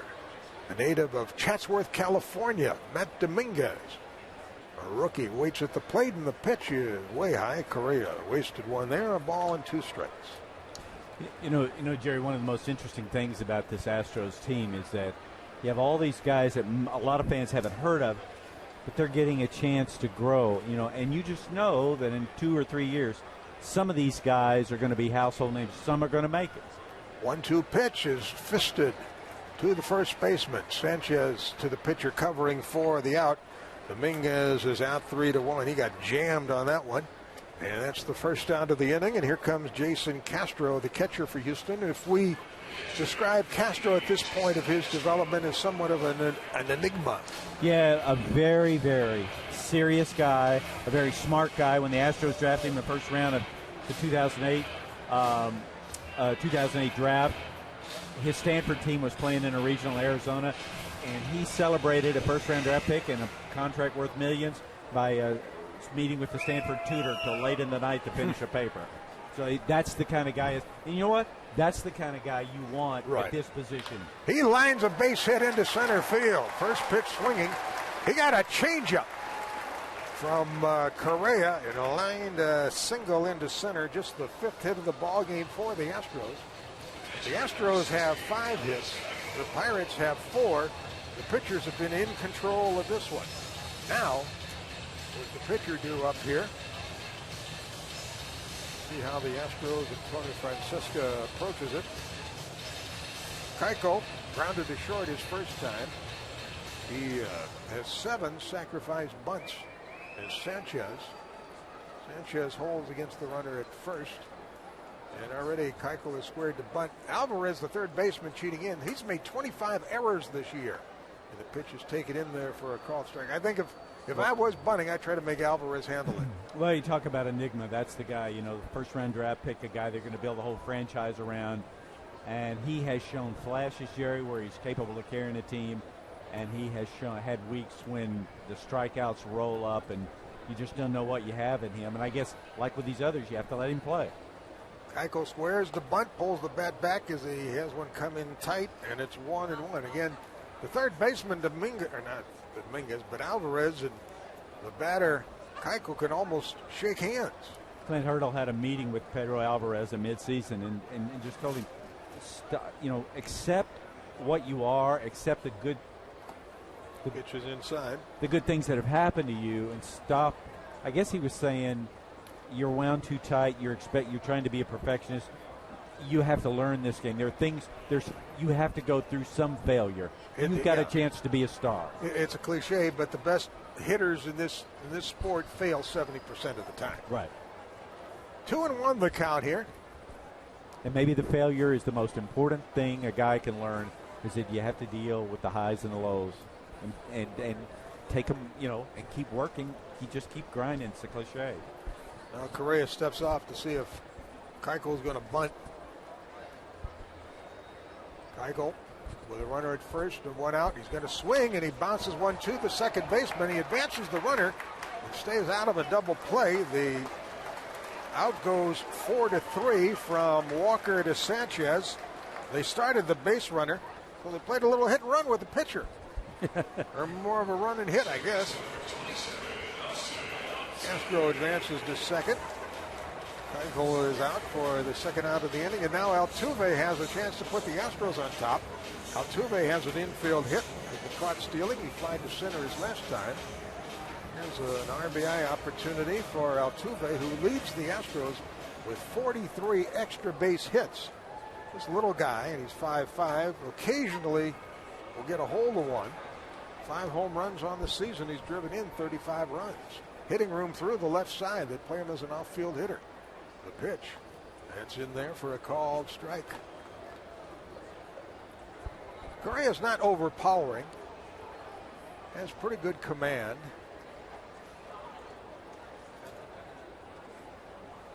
With a runner at second and 2 down. 1-1 our score. A check on the runner by Correa. Here's the pitch, and Altuve takes up and away, a ball and a strike. Jose Altuve, A-L-T-U-V-E. Likes the ball up from Venezuela. Little guy, 5'5", 170. Yeah, he's the face of the franchise for now. The most recognizable player, a player that, because of his size, fans have taken to. Swing and a miss. That pitch disappeared under the bat. Good fastball with movement there from Correa, and he's head of the hitter, a ball and 2 strikes. Baseball seasons are funny things, Jerry. I was with the Pirates at about midseason. They were flying high. It was one of the great stories in baseball, and then they went through, they've gone through as rough a spell as you can go through, and you just look. They're looking for something to jolt them back. There's a pitch low and away, and it's 2-2 in July or in June. They were 17-10 in June. They went 17-9 in July, and then things started to slip for them in August when they went 11-17. They are 4-15 at the moment in the month of September. Quite a turnaround in the wrong direction. 2-2 the count on Altuve. At second base, Castro. Pitch is outside, and the count is full. And I think they're a team that people in baseball, I think a lot of baseball fans of a certain age that remember the Pirates, the Reds, I think they want them to succeed. Yeah. They have a beautiful ballpark and a city that cares about not just the Steelers. Pittsburgh is a great sports town, and I think a part of us are all rooting for the Pirates. Full count on Altuve. Scott Moore waits on deck if it gets that far, but there are 2 out. Castro a lead at second. 1-1 our score. Correa, a long look in at McHenry giving the signs. And Altuve asks for time, and it's granted by the plate umpire, Jeff Kellogg, the crew chief. 3 balls, 2 strikes the count. Jose Altuve looking for a 2-out hit here to put the Astros on top. It's a 1-1 ball game. Yankees won again today. They beat Oakland 10-9, and now McHenry going to go out and visit with the pitcher as Correa and the catcher McHenry don't appear to be on the same page here. And with a runner at second base, you want to have confidence in what you're throwing and what's being called here. And they wanted to make sure. Astros won, Pirates won.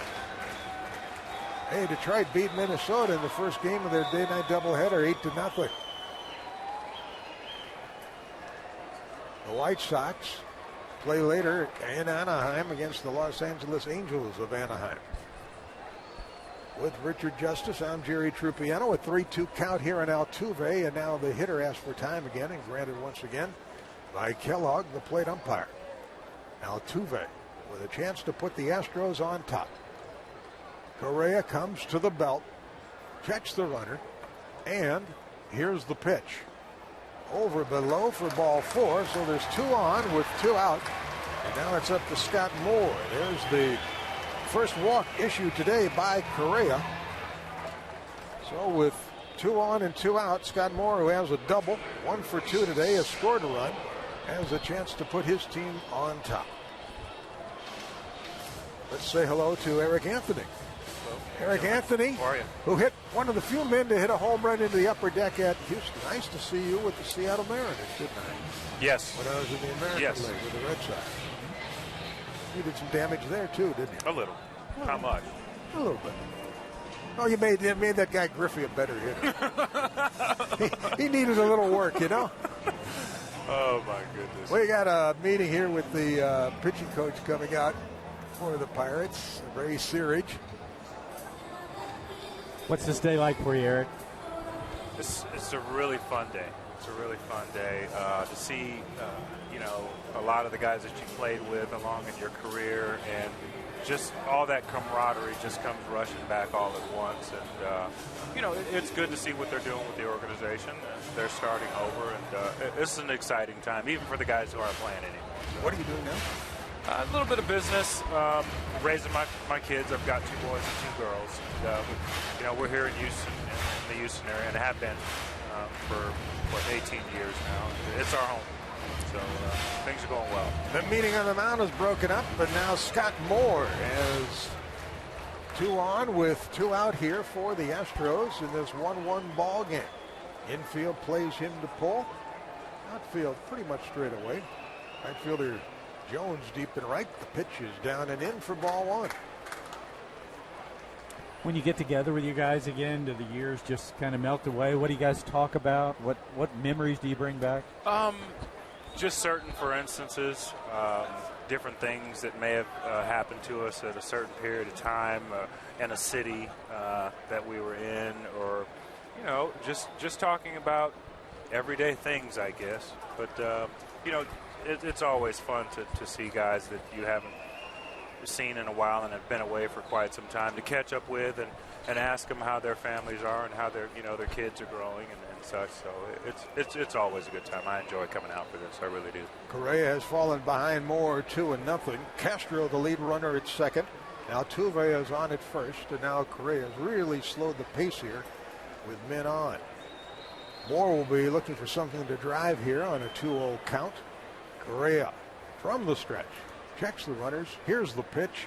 Swing and a miss. He threw him something off speed, and Moore was out in front. Pretty good changeup there.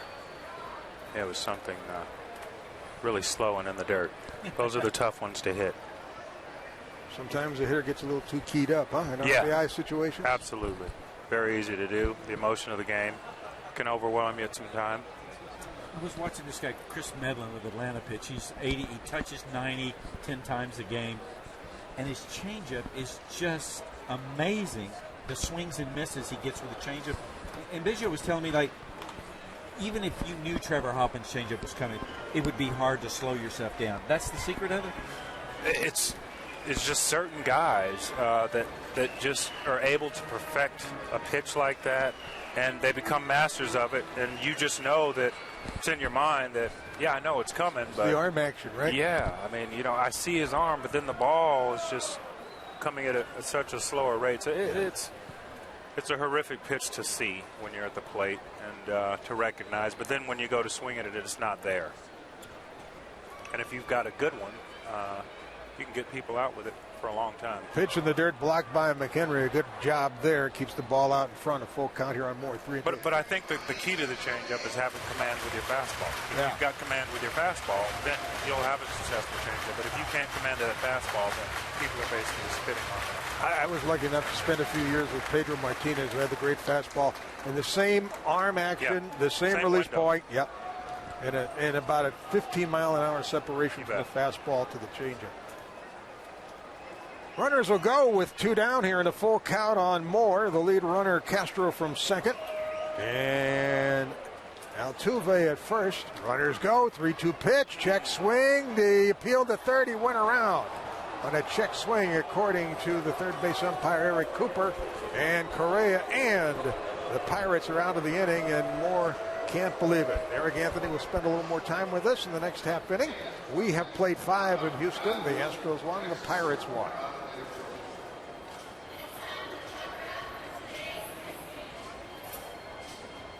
With Richard Justice and our special guest here in the 6th inning, former Houston Astros outfielder Eric Anthony, as Neil Walker leads it off for the Pirates. He had a bunt single in the first inning, 1 for 2. He grounded to second his last time up. It will be Walker, McCutchen, and Jones in this frame for the Pirates. If anybody gets on, Sanchez.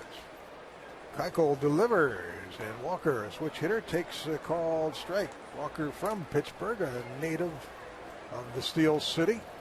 He's been bothered by a bad back. Were you able to stay pretty healthy throughout your career, Eric?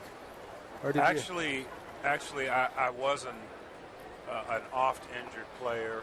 I had a lot of hamstring issues. I don't know whether that was due to playing on AstroTurf, which I think had something to do with it.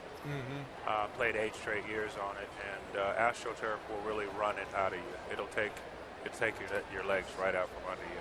The 1-1 pitch, Walker takes a called strike. I don't wish AstroTurf on anyone. Yeah, you played on it here, and then you played on it in Seattle, right? Yes, and then 2 years in Cincinnati as that, well. And that was bad AstroTurf. Yes. Yeah. That was hard AstroTurf. Horrible. That was asphalt. A mic cut off. Nope, you're okay. You're okay. Eric, Walker leading it off here, a count of 1-2. Next one from Keuchel, and the swing and a drive, but he pulled it foul. Eric, you were in the big leagues at 21, and you played with a lot. You came up, there were a lot of veteran guys. There were a lot of guys about your age. How do they treat you? How do you assimilate yourself into a locker room with older guys? It's tough. It really is tough. It's hard to relate to come into a situation where you're a young guy and there's a lot of older guys around. You can't relate to them because you're not their age. You haven't lived their life experience. And so, do they see you as a threat? I would say at times. At times, yes. But, I came up with a good group of veteran players.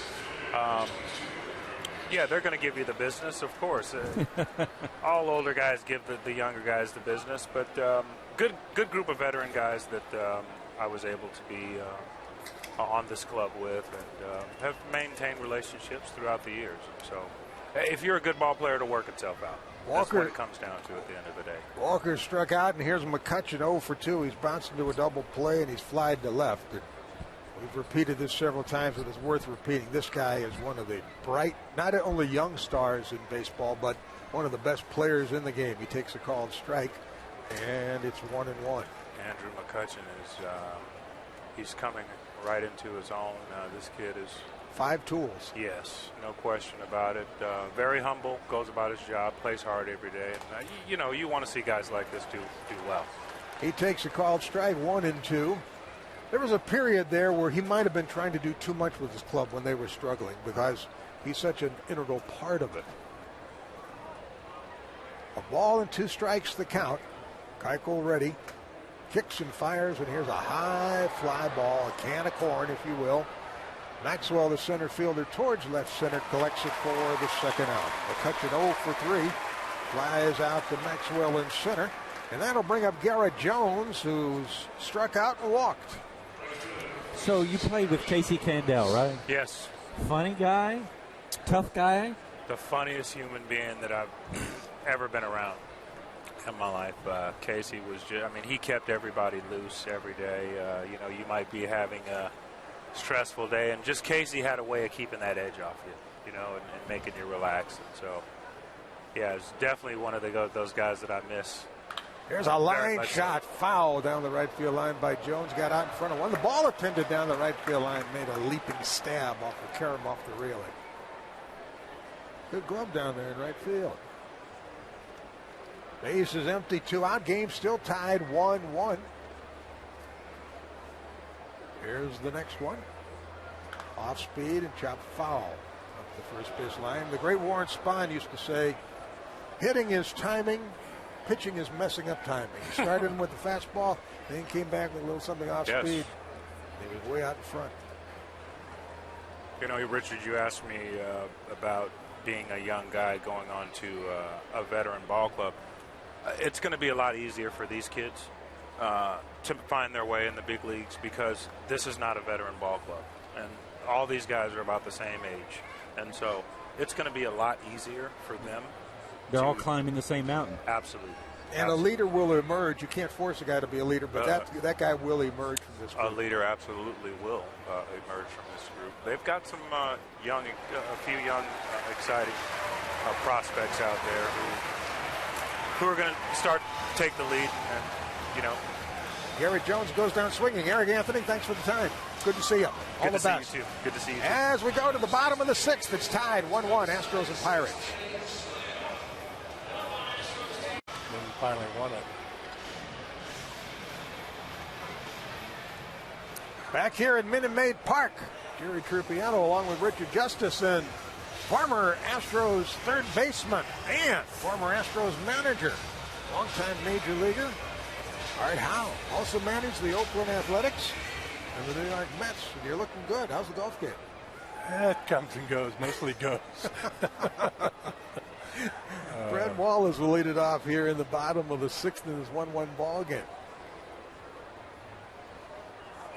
Here's the pitch outside. We were visiting last night, and you wanted to see Clint Hurdle, the Pirates manager, and it was a little late, and they were out on the field. But I don't think he's too busy right now. He left this facility in a hurry today. Yes, he did. He was asked to leave. He might be trying to light a little fire under his club. Swing and a line shot that is foul up the first base line. The first base umpire who ejected Clint Hurdle, Tim Timmons, had to do a little pirouette to get out of the way before he made the call. Art Howe has a unique perspective for this Astros team because he brought a whole generation of players to the big leagues with this franchise. Craig Biggio, Jeff Bagwell did the same thing in Oakland with Eric Chavez and a bunch of young pitchers and Miguel Tejada.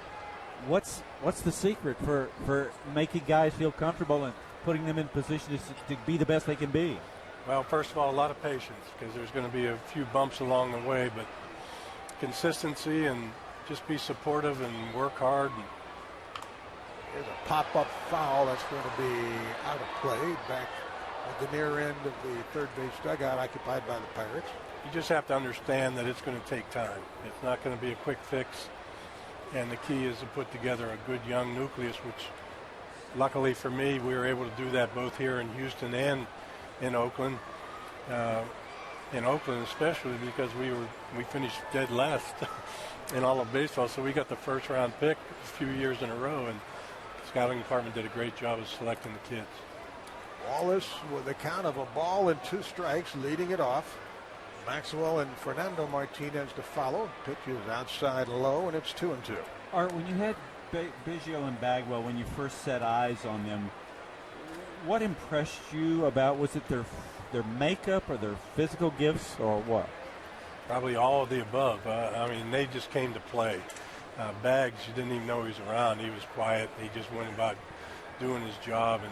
And our first spring training with him, we had him at third base, and he was getting 2 hits a game in spring training. And first base, we weren't getting the job done over there, and we moved him over there, and the rest is history. Swing and a miss. He struck him out on a breaking ball. That's 8 strikeouts for Correa. It's something to watch a pitcher who knows how to pitch. Correa's pretty heady. Yes, he is.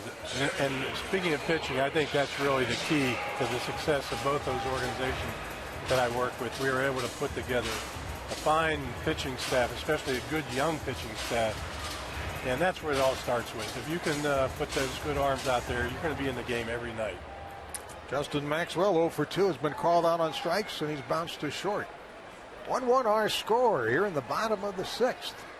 Fastball over below for ball 1. Was Ken Caminetti quiet also?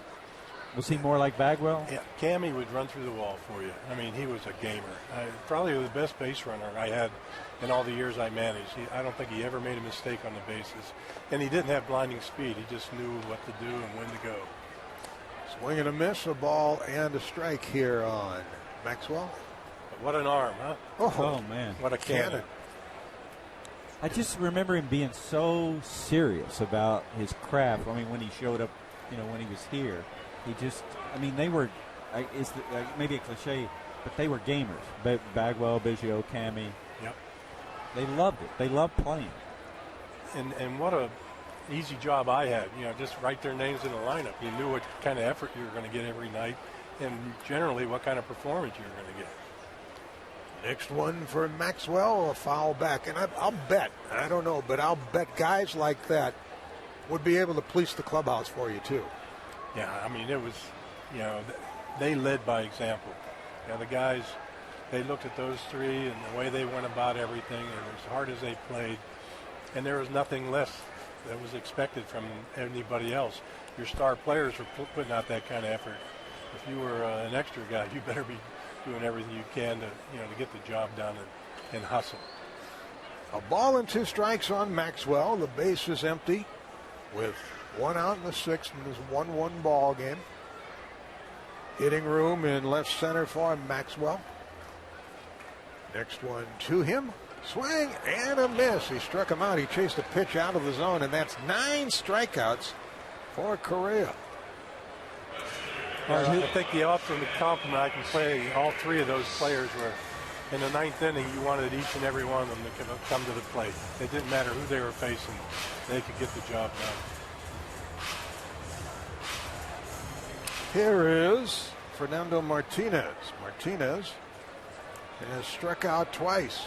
9 strikeouts for Correa today, and there's a foul off the left side and out of play. As you saw former teammates and former players today, who made you laugh? Who was it great to see again? Oh, every one of them, actually. It just brings back so many wonderful memories. Not only teammates that I had, plus players that played for me downstairs. And it was just, a great reunion. A ball and a strike on Martinez now. The 9 strikeouts, by the way, for Correa, a season high. And they stuck him in the bullpen when Wandy went over there, didn't they? Yep. Pitch is down and in, 2 balls and a strike. Well, he's back in the rotation now. And pitching quite well here, as is the Houston starter, Keuchel, in this 1-1 ball game. I wonder how the pitching was in that Yankee-Oakland game that finished at 10-9 with New York winning it. I'll tell you, that'd be a tough loss. Pitch down low, and it's 3-1. What did you say? That went 13 innings? It was in the 13th. They both scored 4. Oakland scored 4 in the top of the 13th. New York come back and tied them. And I think they went a couple more innings, and New York finally won it 10-9. That Yankee club might be on one of those little magical runs they seem to come up with every now and then. Yeah, I'm all too familiar with that. You. Here's a high fly ball, center field. McCutcheon makes the catch. You want to talk to the people in Boston about that? Side retired in order. Art Howe, great to see you. After 6, it's the Astros 1 and the Pirates 1. Minute Maid Park. You know, I told a story earlier about the great Warren Spahn who said that hitting is timing and pitching is messing up timing. And then you have James Rodney Richard, J.R. Richard, who threw the ball. What's the old saying? He could throw a strawberry through a submarine underwater. You threw everything. Your slider was what, like 97? 96. Oh. What was it you said today at the luncheon that your 3 velocities were what? Fast, faster, and fastest. Gotcha. I'm the only man in the world could throw a ball through a car wash and never get it wet. Here's Gabby Sanchez, whose home run has this game tied, and he drives one into left center field, and it is caught out there by Fernando Martinez. He trailed that ball, got to the warning track in left center on near the 362-foot sign, and made the catch for the first out. That looked like a double going off the bat, but Martinez is able to flag it down. Those are the kind of catches you need when you're pitching a no-hitter. Yeah. I said that's a mistake. Mistake you need. Next batter is Pedro Alvarez, 1 for 2 with a base hit. I think, JR, that those of us who are baseball fans were robbed because of the shortness of your career, as one's fouled out a player by Alvarez, the unfortunate injury, the illness that you had that curtailed your career. Man, I could just imagine the numbers you would have put up. Well, mine, I think if I look at it, look back at it, look at the record, look at the way I was going, then I would have broke a lot of records in history. Yep. Here's a bouncer to the mound, 1-3 on the out. And I do believe that I would have surpassed Nolan Ryan given time. You needed the longevity, and unfortunately it didn't happen, but you're here, and that's the main thing, right? Amen. God had other plans. Yep. And I'm not going to go against God. I'd rather go with him than against him. McHenry is the hitter. He's 0 for 2 in this game. JR, years later, what would the opposing batters, what have they said to you over the years, in those years you were rolling up 300 strikeouts? Well, about what it was like to face you? You know what they would say? You're a great guy, but man, look, I do not want to face you. Right. and then there was a fear factor, right? It was a fear factor because I can recall, talking to Duster Becker and some of the Dodgers, Bill like Russell used to play shortstop. Some other guys would just come in about 2 hours ahead of the game, and get in the whirlpool. Said they was hurt, they couldn't play. They had the J.R. Richard flu. Yeah, they call it Jerritis. Here's a foul out of play. Now, every guy, I think, has somebody who they have a little problem with. For example, Sandy Koufax used to say Bob Uecker hit him fairly well. Was there any pesky little hitter that used to bother you? No, because I believe that I was the baddest line in the valley, and I worked out accordingly. I work out to win, to be the best. So I work out that, with the mindset is to work out to achieve that. Here's the 0-2 pitch, and McHenry bounces it to short. Up with it is Lowry. He sets, he throws, side, retired in order. JR, great to see you. Stay well. Always a pleasure. Thank you so much for the time, and thanks for the career that we saw. Anytime. I still believe you can throw a strawberry through a submarine underwater. After a 7th inning stretch time here. Astros 1, Pirates 1. What about going through airport security? So what, you have a card or something?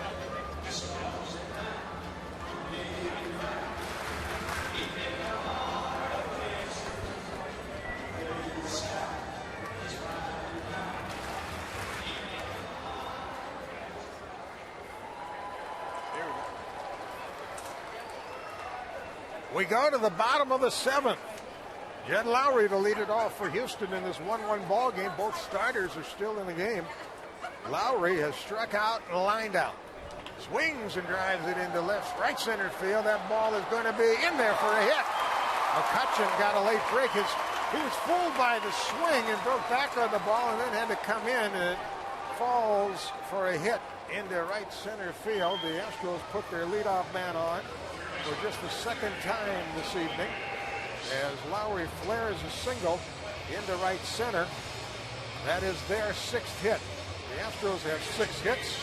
The Pirates have 4. And the batter is Matt Dominguez. Has an infield hit, 1 for 2. And I wonder if they might put a sacrifice on here to try to get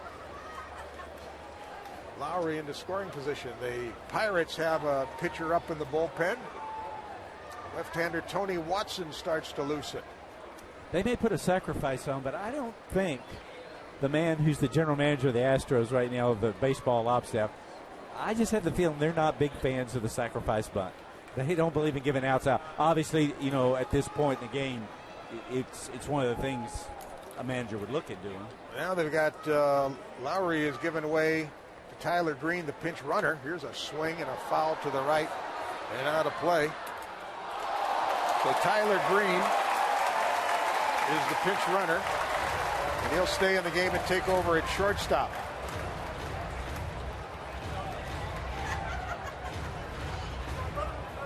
Dominguez, 4 homers, 12 RBIs. Outfield plays him as an off-field hitter, a right-handed batter. Green a lead. The pitch is a double play ball to short. Booted by Varmus, and everybody is safe. A tailor-made double play ball. And Varmus rushed it, commits his 16th error of the season. And Varmus, in his anxiety to turn 2, kicked it, and everybody is safe. And when it's going bad, it's going bad. Yeah, the best defensive shortstop in the National League boots 2. And I was just about to apologize to you for saying, well, of course you should bunt in that situation. The error was the 16th for Varmus. And here's Jason Castro. Castro has struck out and singled to center. Third baseman comes in. Pittsburgh's protecting against the bunt here, or at least talking about the possibility. The lead runner, Green, the pinch runner at second. Dominguez on at first. We'll see how the Astros play it. 2 on, nobody out. This game is tied 1-1, bottom of the 7th. The infield and the outfield play Castro to pull. Castro, a line drive sort, not much power. We'll see how Tony Francisco and the Astros play it here. From the stretch, Correa. They put the wheel play on, and Castro going to bunt, takes it down and in for ball 1. So the Astros at least showed the sacrifice there, and the Pirates put the wheel play on with Varmus, the shortstop, covering at third, and Alvarez charging in from third. With Brian Bokasevic on deck to hit for Keuchel.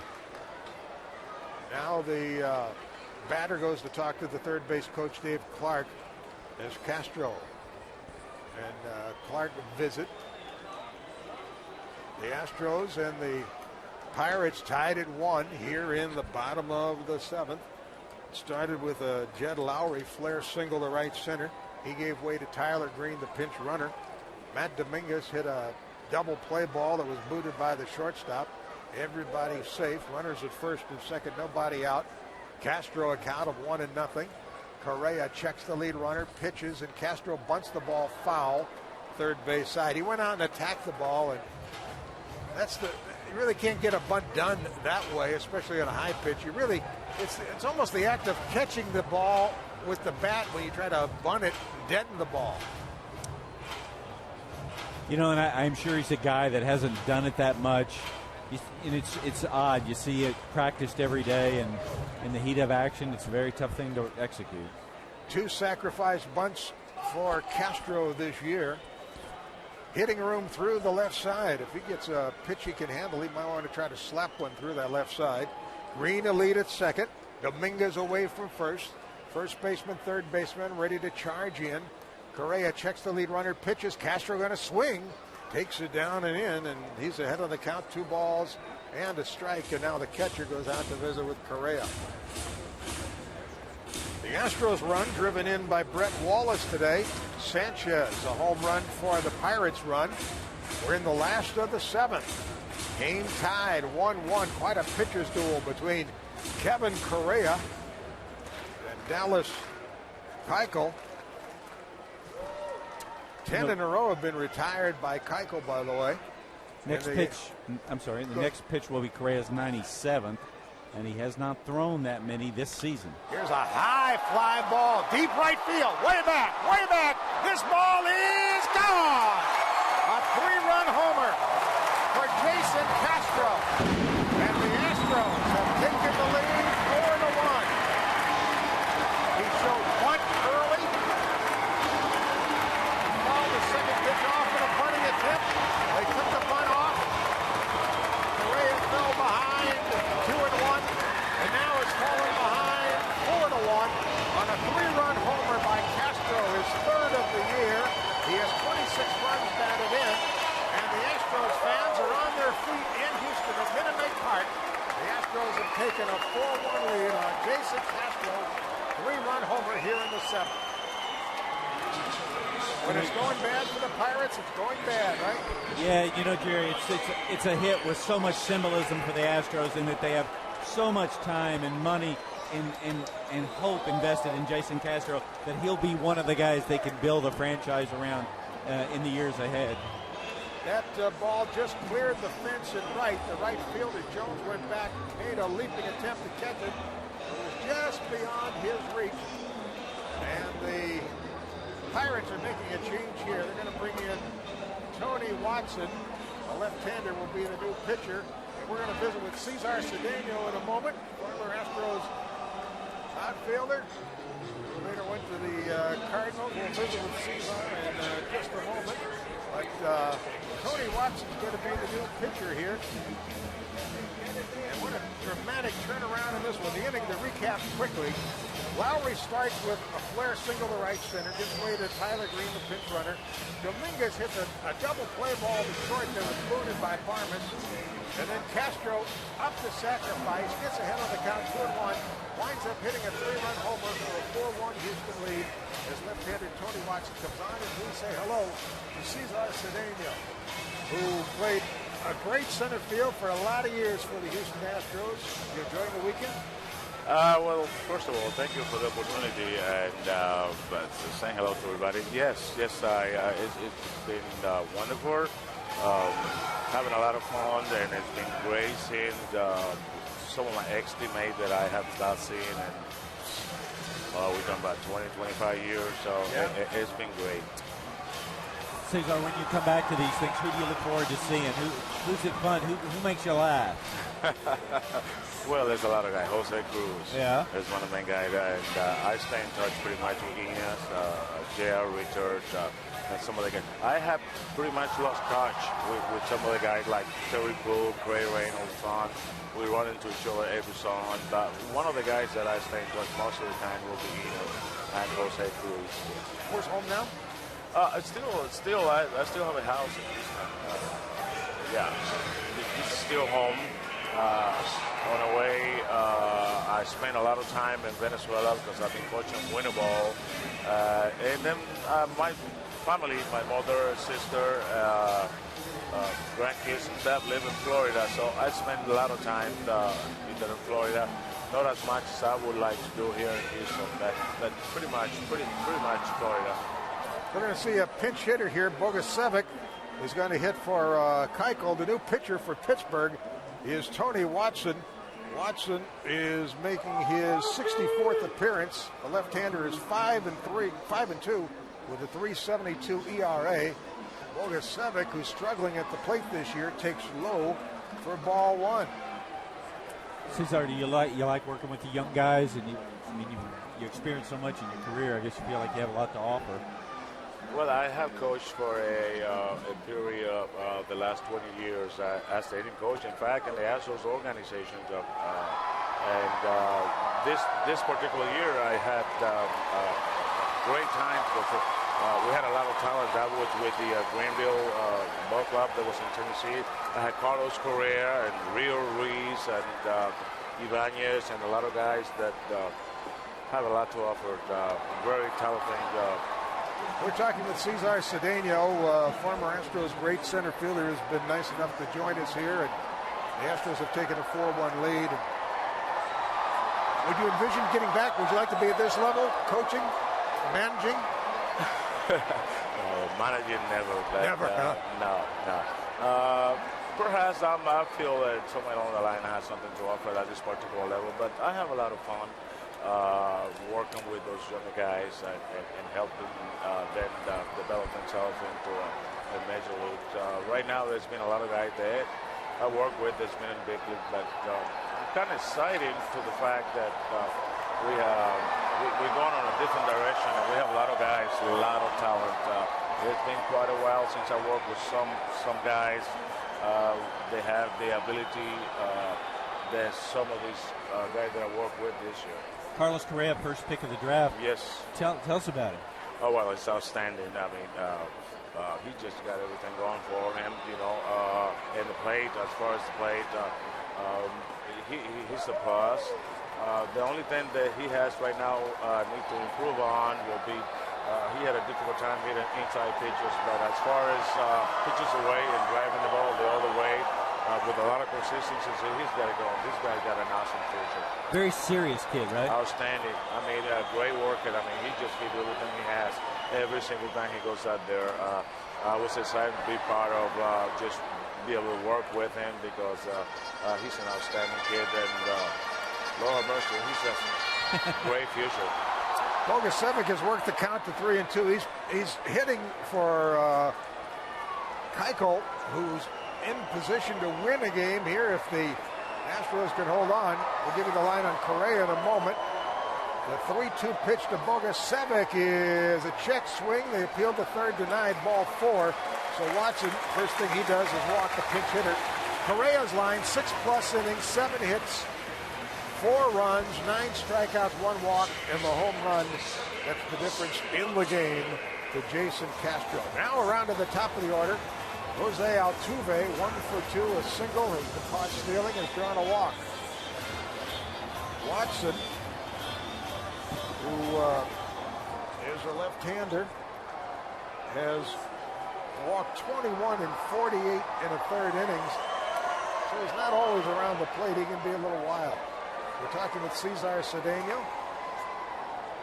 Check on the runner. Still nobody out here. And it's bunted by Altuve. Sacrifice. Throw to first in time with the first baseman covering a sacrifice.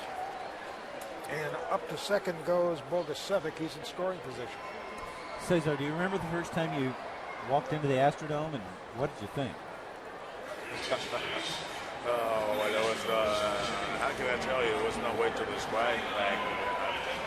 We have an indoor facility here, but after being in Oklahoma City for a while and working for that particular place that at that particular time was called A Wonder of the World, and it was just a great thrill for me, even though the ball can carry as well as it does here.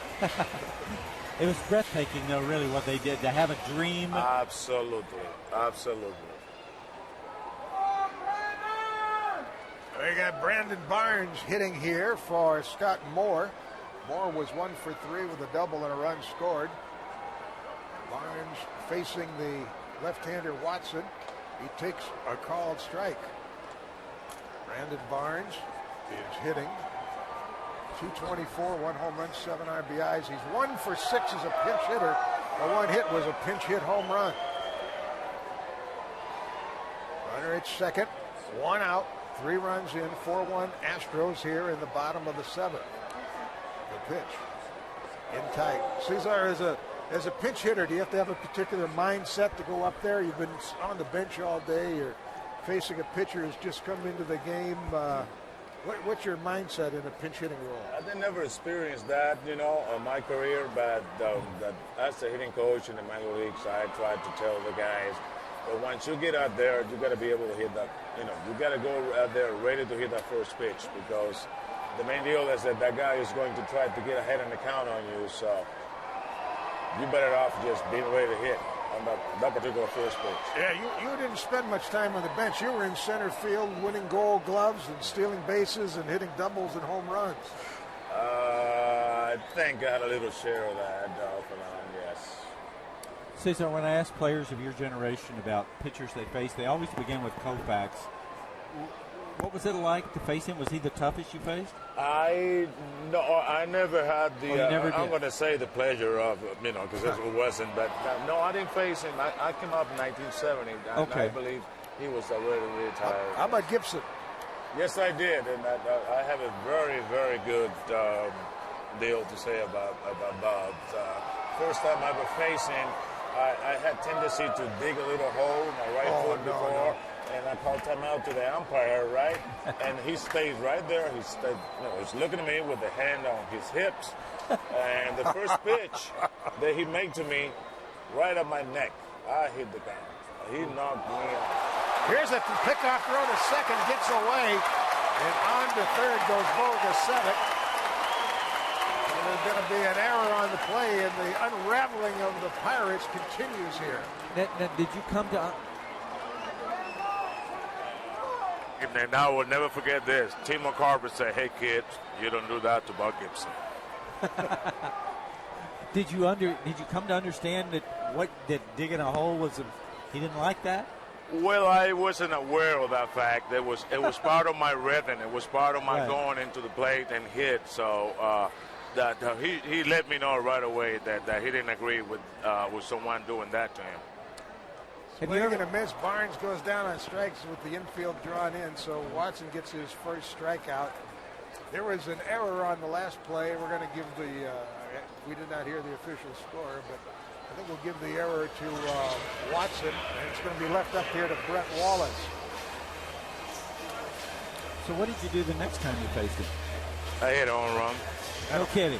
No kidding. He walked around. He came around. He walked around first base, went around second, went around third, and chased me all around, screaming stuff at me. And I said, "Yeah, I'm telling you this. I'm Bob Gibson." I said, "I'm sorry." I hardly spoke English. I said, "Well, I'm Cesar." Swing and a miss by Wallace. We became great friends right after that. What now? Okay, the third time up, what happened? No, I played strikeout. You know what? You mentioned Tim McCarver. You know what Gibson used to tell McCarver when he came out to talk to him on the mound? He'd say, "Get out of here. The only thing you know about hitting is you can't handle it." Oh, my God. Well, you know what? He was a fairy comparator, and I didn't face him a whole lot. It just so happened that when I first came up with the Astros, I think we went to Atlanta, and after that we went to St. Louis, and that was like probably my 10th at-bat in the Major League. So it was a great experience. I mean, he really set me up straight right away. How about Steve Carlton and that slider? I don't want to talk about him. Swing and a miss. He had a nasty pitch, huh? Yes. Well, I remember Steve when he was with the Cardinals. He was one of the St. Louis starter, and he threw the cool bars, and then after he went to Philadelphia, developed that slider that was almost unhittable. I can think back, and I believe there was maybe one or twice. There was pitches that I swung and missed, and they went between my legs. His slider was that good. He was awesome. You eventually wound up with the Cardinals, did you? Yes, I did. 1985. Yeah, I went to the series that it was lost by St. Louis with Kansas City. That was a heartbreaker. It was indeed, and every time I look at those videos. Don Dinkinger. Yes, and every time I look at that video, man, he was out. Oh, yeah. He was out. Pitch is inside, 2-2 the count. You know, Whitey Herzog gave Don Dinkinger a watch, but it was in Braille. I believe that. I mean, it was probably well done because I had no idea what it was told to him. But we look at those things right now, and it is amazing. That was some series. Cardinals couldn't hit that series. Here's a high drive, deep left center, way back, and it is caught on the track up against the fence out there by Marte. Cesar Cedeno, great to see you. Thank Always you. a pleasure. Enjoyed watching Thank you you play. so very Stay much. well. I appreciate the opportunity. Hello to everybody. After 7, Appreciate it. it's Thank the you. Astros 4 and the Pirates 1. How we doing? How we looking? Where do you live? Oh.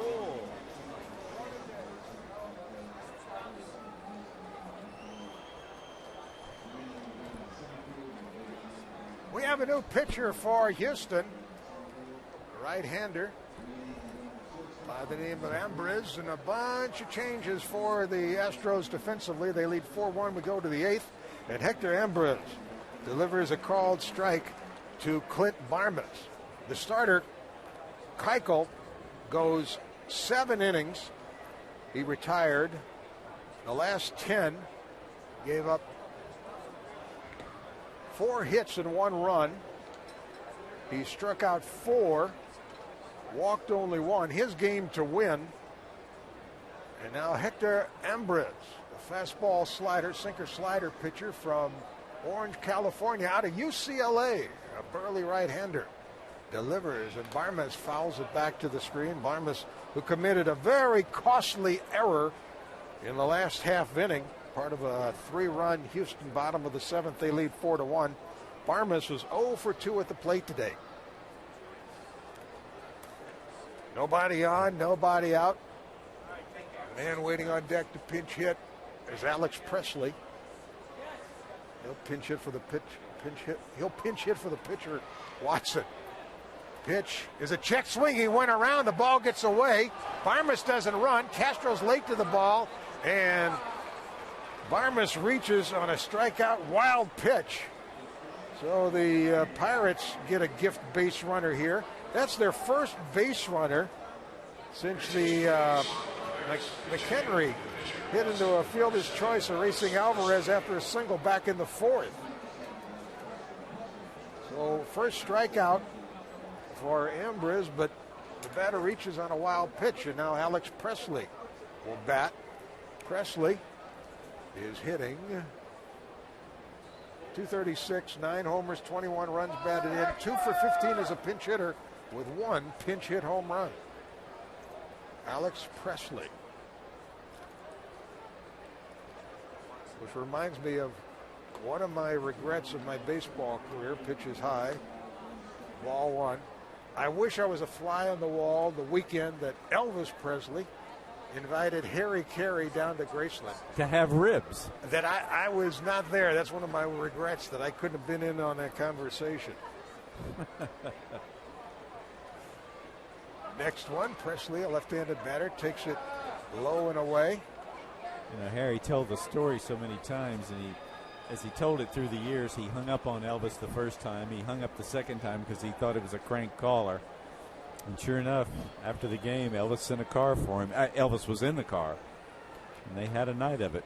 That, you know, doesn't that speak volumes about the impact that baseball broadcasters have on the game? Pitch is inside for ball 3. The Cardinals were Elvis's baseball team, living in Memphis and growing up in down in Tupelo, Mississippi. But the Cleveland Browns were his football team. That's how, you know, in '85, in the Cardinals-Royals World Series in '85, Peter Gammons wrote a great piece in the Boston Globe about the Cardinals being America's team, the first expansion team. They had all the fans west of the Mississippi. Kevin Bass is going to join us here, former Astros outfielder, who does one of the great impersonations of Sammy Davis Jr. you ever want to hear. and Tim McCarver tells a story about Kevin Bass would only do an interview with McCarver if McCarver gave him his shoes. We'll find out if that's true. The pitch is in there, called strike, a full count. Kevin Bass, how are you? Good to see you, Jerry. It's been a while. You. It's been a while. Yeah, it's been a few decades now. Let's not tell anybody. You're looking well. Thanks, I try. When I last see you, you were in Baltimore, right? Yep, yeah. Yep. Full count here on Alex Presley with a runner at first and nobody out. Ambrose from the stretch. Here's the pitch and a ground ball to the second baseman. A flip to Green at short on to first, double play. They turn at 4-6-3 double play. And just like that, base is empty, 2 out. Let's quickly tell you, Maxwell has moved to left. Bogasevic stays in the game in right. Green stays in the game at short. And we're happy to have Kevin Bass with us. Did you really take Tim McCarver's shoes? Do you believe that story? That's why I'm asking you. I don't believe true. It's true. Yeah, it is. Oh, man. Those must have been some shoes. They were nice. Kohans. Oh, yeah? Yeah, they're about $140. Yeah. I still got them. Can't wear them anymore. You know, when you get older, your feet spread a little bit. Yeah. You know, they were nice. He Here's, thought I was kidding, too. Here's Starling Marte. He swings and misses, nothing in one. Where are you living at now? I'm here. Still here? Yeah, still in Sugar Land, yeah. Enjoying the weekend? I am. It's always good and great to see a bunch of old teammates, man. Even if they got less hair and more gray. Next pitch is outside. It's 1-1. Kevin, what are your emotions on a day like this when the franchise honors its own, takes a day to say, hey, we've, 50 years, a lot of memories? A lot of memories. Just a lot of great plays. Pitch is grounded to short. Tyler Green on to first. There's the final out of the inning. Can you stay with us a little bit? Sure. All right, we're going to visit further with Kevin Bass. We go to the bottom of the eighth, 4-1 Astros. To the bottom of the eighth, 4-1 Houston. And the new pitcher is Joel Hanrahan, the Pirates closer. Hasn't had much work lately. Makes his 60th appearance, a 4-1 record, 36 saves. He has saved 16 in a row. This is obviously not a save situation. But Hanrahan needs some work. And their acting manager, Jeff Bannister, has gone to Hanrahan here. Clint Hurdle was ejected from this game on a disputed call at first base back in the second inning. And here on Astros Legend Weekend, we have the pleasure of visiting with Kevin Bass as Justin Maxwell leads it off here. Maxwell 0 for 3, 2 strikeouts and a ground ball to short. Pitches high, ball 1. So tell me about, you guys were talking in between innings about the guy with the radar gun. Who was he? And Billy Joe Bowman. And what was he known for? Well, he was our gun guy. Back in those days we didn't have the computers, but he was the guy behind with the radar gun. With the radar gun every night. And he'd post those, and it was a true radar gun. None of the souped up ones we got now, I think. None of the hype guns. Yeah, and the ones I think the police officers use, and I mean, from Nolan Ryan to Mike Scott to Dave Smith, and he was our guy, and so that's why I kind of look at some of the guns now and I go, it's not Billy Joe's gun. That's not true. Maxwell takes a called third strike, and for the third time today, he's a strikeout victim. He takes the collar. He's 0 for 4. Hanrahan gets his first strikeout. How about that 86 season? A lot of highs and some lows at the end. Yeah, that last game, that's now in infamy, that game. Yeah, a classic. Yeah. Game. I mean, you look back at that, and you see just a great game. And it was the Mets' year that year. I mean, whatever they needed, they got. Whatever they needed, they got it. I mean, Bob Knepper still, flinches today, I think, and driving in his car and realizes that he was just a few pitches away from game 6 or 7, I think it was. But he pitched the gem of the game, 3-0. We're going into the 9th inning, I think, last inning, and that was Achilles' heel for the Mets anyway. Was a good left-handed pitcher. Live ball, center field, wrong place to hit it. Back to get it, McCutcheon for the second out. In that game, and I was at the Astrodome for football games, for boxing matches, for baseball games, just hundreds of events. When Billy Hatcher hit that home run in the 14th, the loudest I think I've ever heard that place. Oh, I think we had at least between 40 and 50,000 folks there that night. Without a doubt. It erupted, and it was.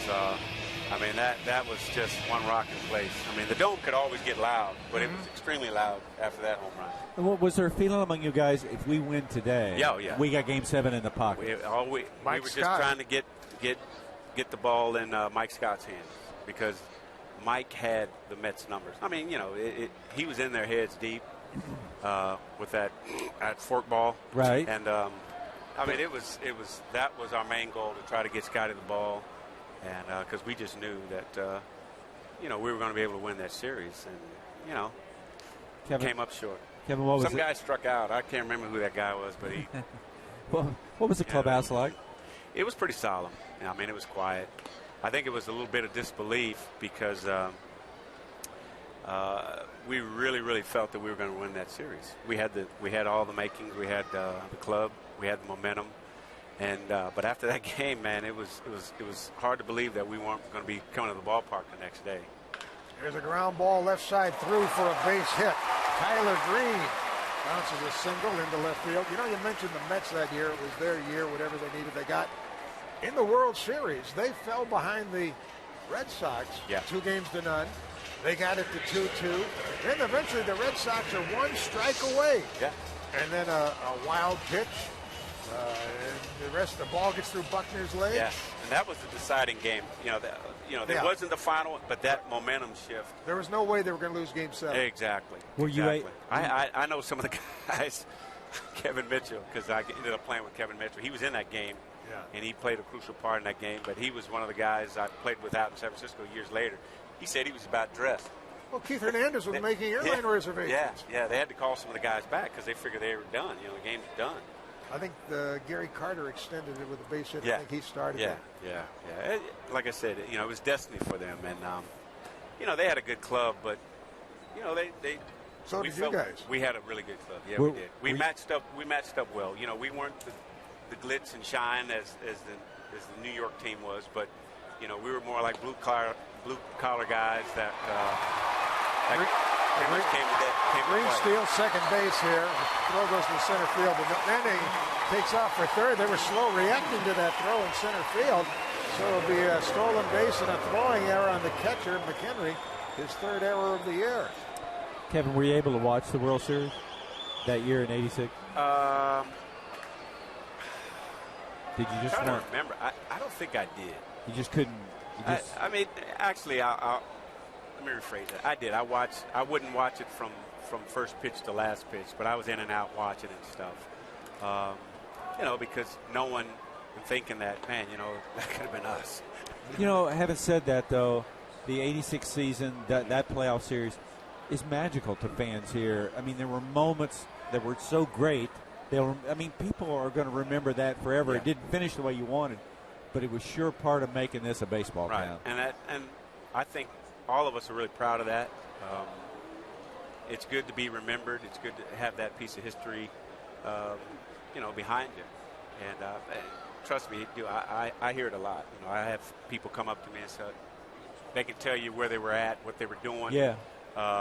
While they were listening to that ball game or watching that ball game on TV, or they were at work, listening with the earpiece in, So I'm really proud that I was a part of that.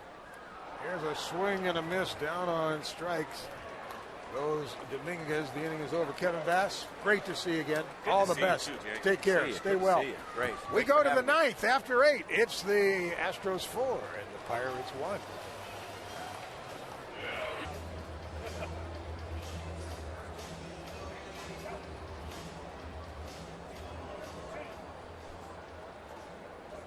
The Astros bring their closer on to nail it down here in the 9th inning. That's his task in front of him.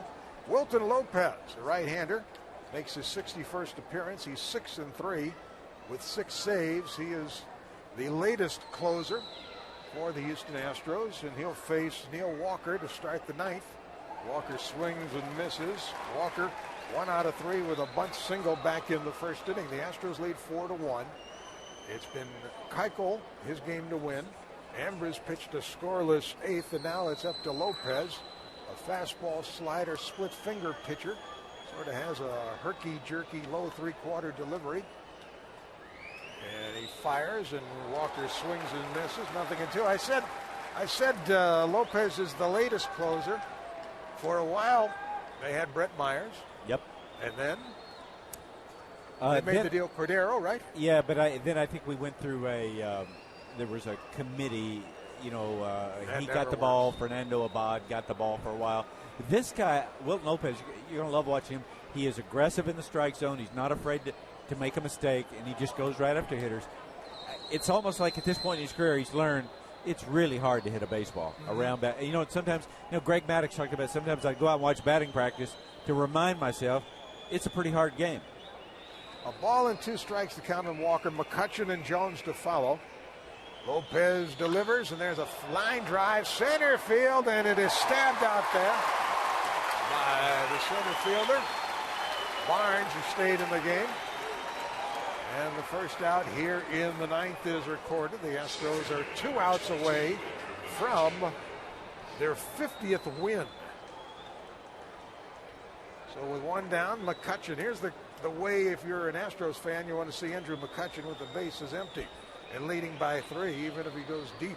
He's hit 30 home runs. Even if he goes deep, you still lead by 2. Lopez to McCutchen. Outside with a fastball, ball 1. Now Lopez can hit 94 on the radar gun with the fastball. He's a guy, he's not a big strikeout pitcher. He'll pitch to contact. Next one. Outside, ball 2. When this is over, we're going to be signing off fairly quickly, so we want to thank those who made the broadcast possible today. Elliot Weiss, the coordinating producer. Dan Gentili, remote operations director. Ben Platt, our producer, and our engineers on site as a called strike is delivered to McCutchen. Our engineers, Jason Martin and Jim Milnes. This MLB.TV exclusive broadcast of the Astros Legends Weekend here from Minute Maid Park with Richard Justice. I'm Jerry Trupiano. Next pitch, swing and a miss. He blew a fastball by McCutchen at 95, so he's really pumped it in there. And it's 2-2 on the Pittsburgh center fielder. Garrett Jones on deck. Lopez ready to work. Base is empty. 2 out, top of the 9th, 4-1 Houston. Here's the pitch, and there's a high pop-up. Foul ball that'll make the seats off the right side. And a gentleman from Pearland, Texas picked that up. Yes, he was. You could just tell by looking at him. He's from Pearland. Those people from Pearland walk a certain way. That's right. And he just gave it to a youngster from Katy. 2-2 the count. McCutchen swings and fouls it back this way. Just to our left. Anything that's hitting the booth, by the way, Richard, it's yours. That's right. I will be retrieving it from the floor. Astros lead 4-1, top of the 9th. Base is empty, 1 out. Difference in this game, a 3-run homer in the bottom of the 7th by Jason Castro. That's the big blow of the day. The Pirates have homered today. Their run came on a Sanchez home run. The Pirates have hit more road home runs than any National League club. McCutchen stays alive, chaps a foul, third base side. Only the Los Angeles Angels of Anaheim, with 100 road home runs this year, have hit more home runs on the road in the major leagues. The Pirates, with their home run today by Sanchez, 99 home runs on the road, the most in the National League. And that for a club that finished 27th in the league in home runs last year. In all of baseball, 27th. Ground ball to short. Green picks it, throws it out at first. McCutchen takes the collar, grounds to short, 0 for 4. And it's down to Garrett Jones, the last hope for the Pirates. Jones has struck out, walked, and struck out again. You know, Jerry, if the Astros can get this final out, they will be 10-10 for the month of September, considering the way July and August went, considering the youth of the club, you know, the youth that's in the farm system that they're hopeful about. It's, all things considered, pretty good month. And the Pirates, who are in the thick of the National League wild card race, will be 4-16 unless they pull this one out of the fire. A called strike. 4-16 for the month of September. A very disappointing to a promising year for the Pittsburgh Pirates. Yeah, and, you know, they had this collapse last year. They go out and get A.J. Burnett and Rod Barajas and Clint Farmas. guys they feel are going to, bring a certain stability to the clubhouse, and it wouldn't happen again. It's almost, there are things that happen in this sport that are just hard to explain. Pitch is swung on and missed. Speaking of the National League wild card race, the Dodgers have been beaten by the Reds 6-0, and the Cardinals beat the Cubs 5-4. Now, with a count of 0-2 on Jones, here's the pitch. High pop foul, left side into the seats. It's out of play. This crowd, they're on their feet in Houston. We don't have an attendance figure. We're going to guess somewhere in the neighborhood of 17,000 or so.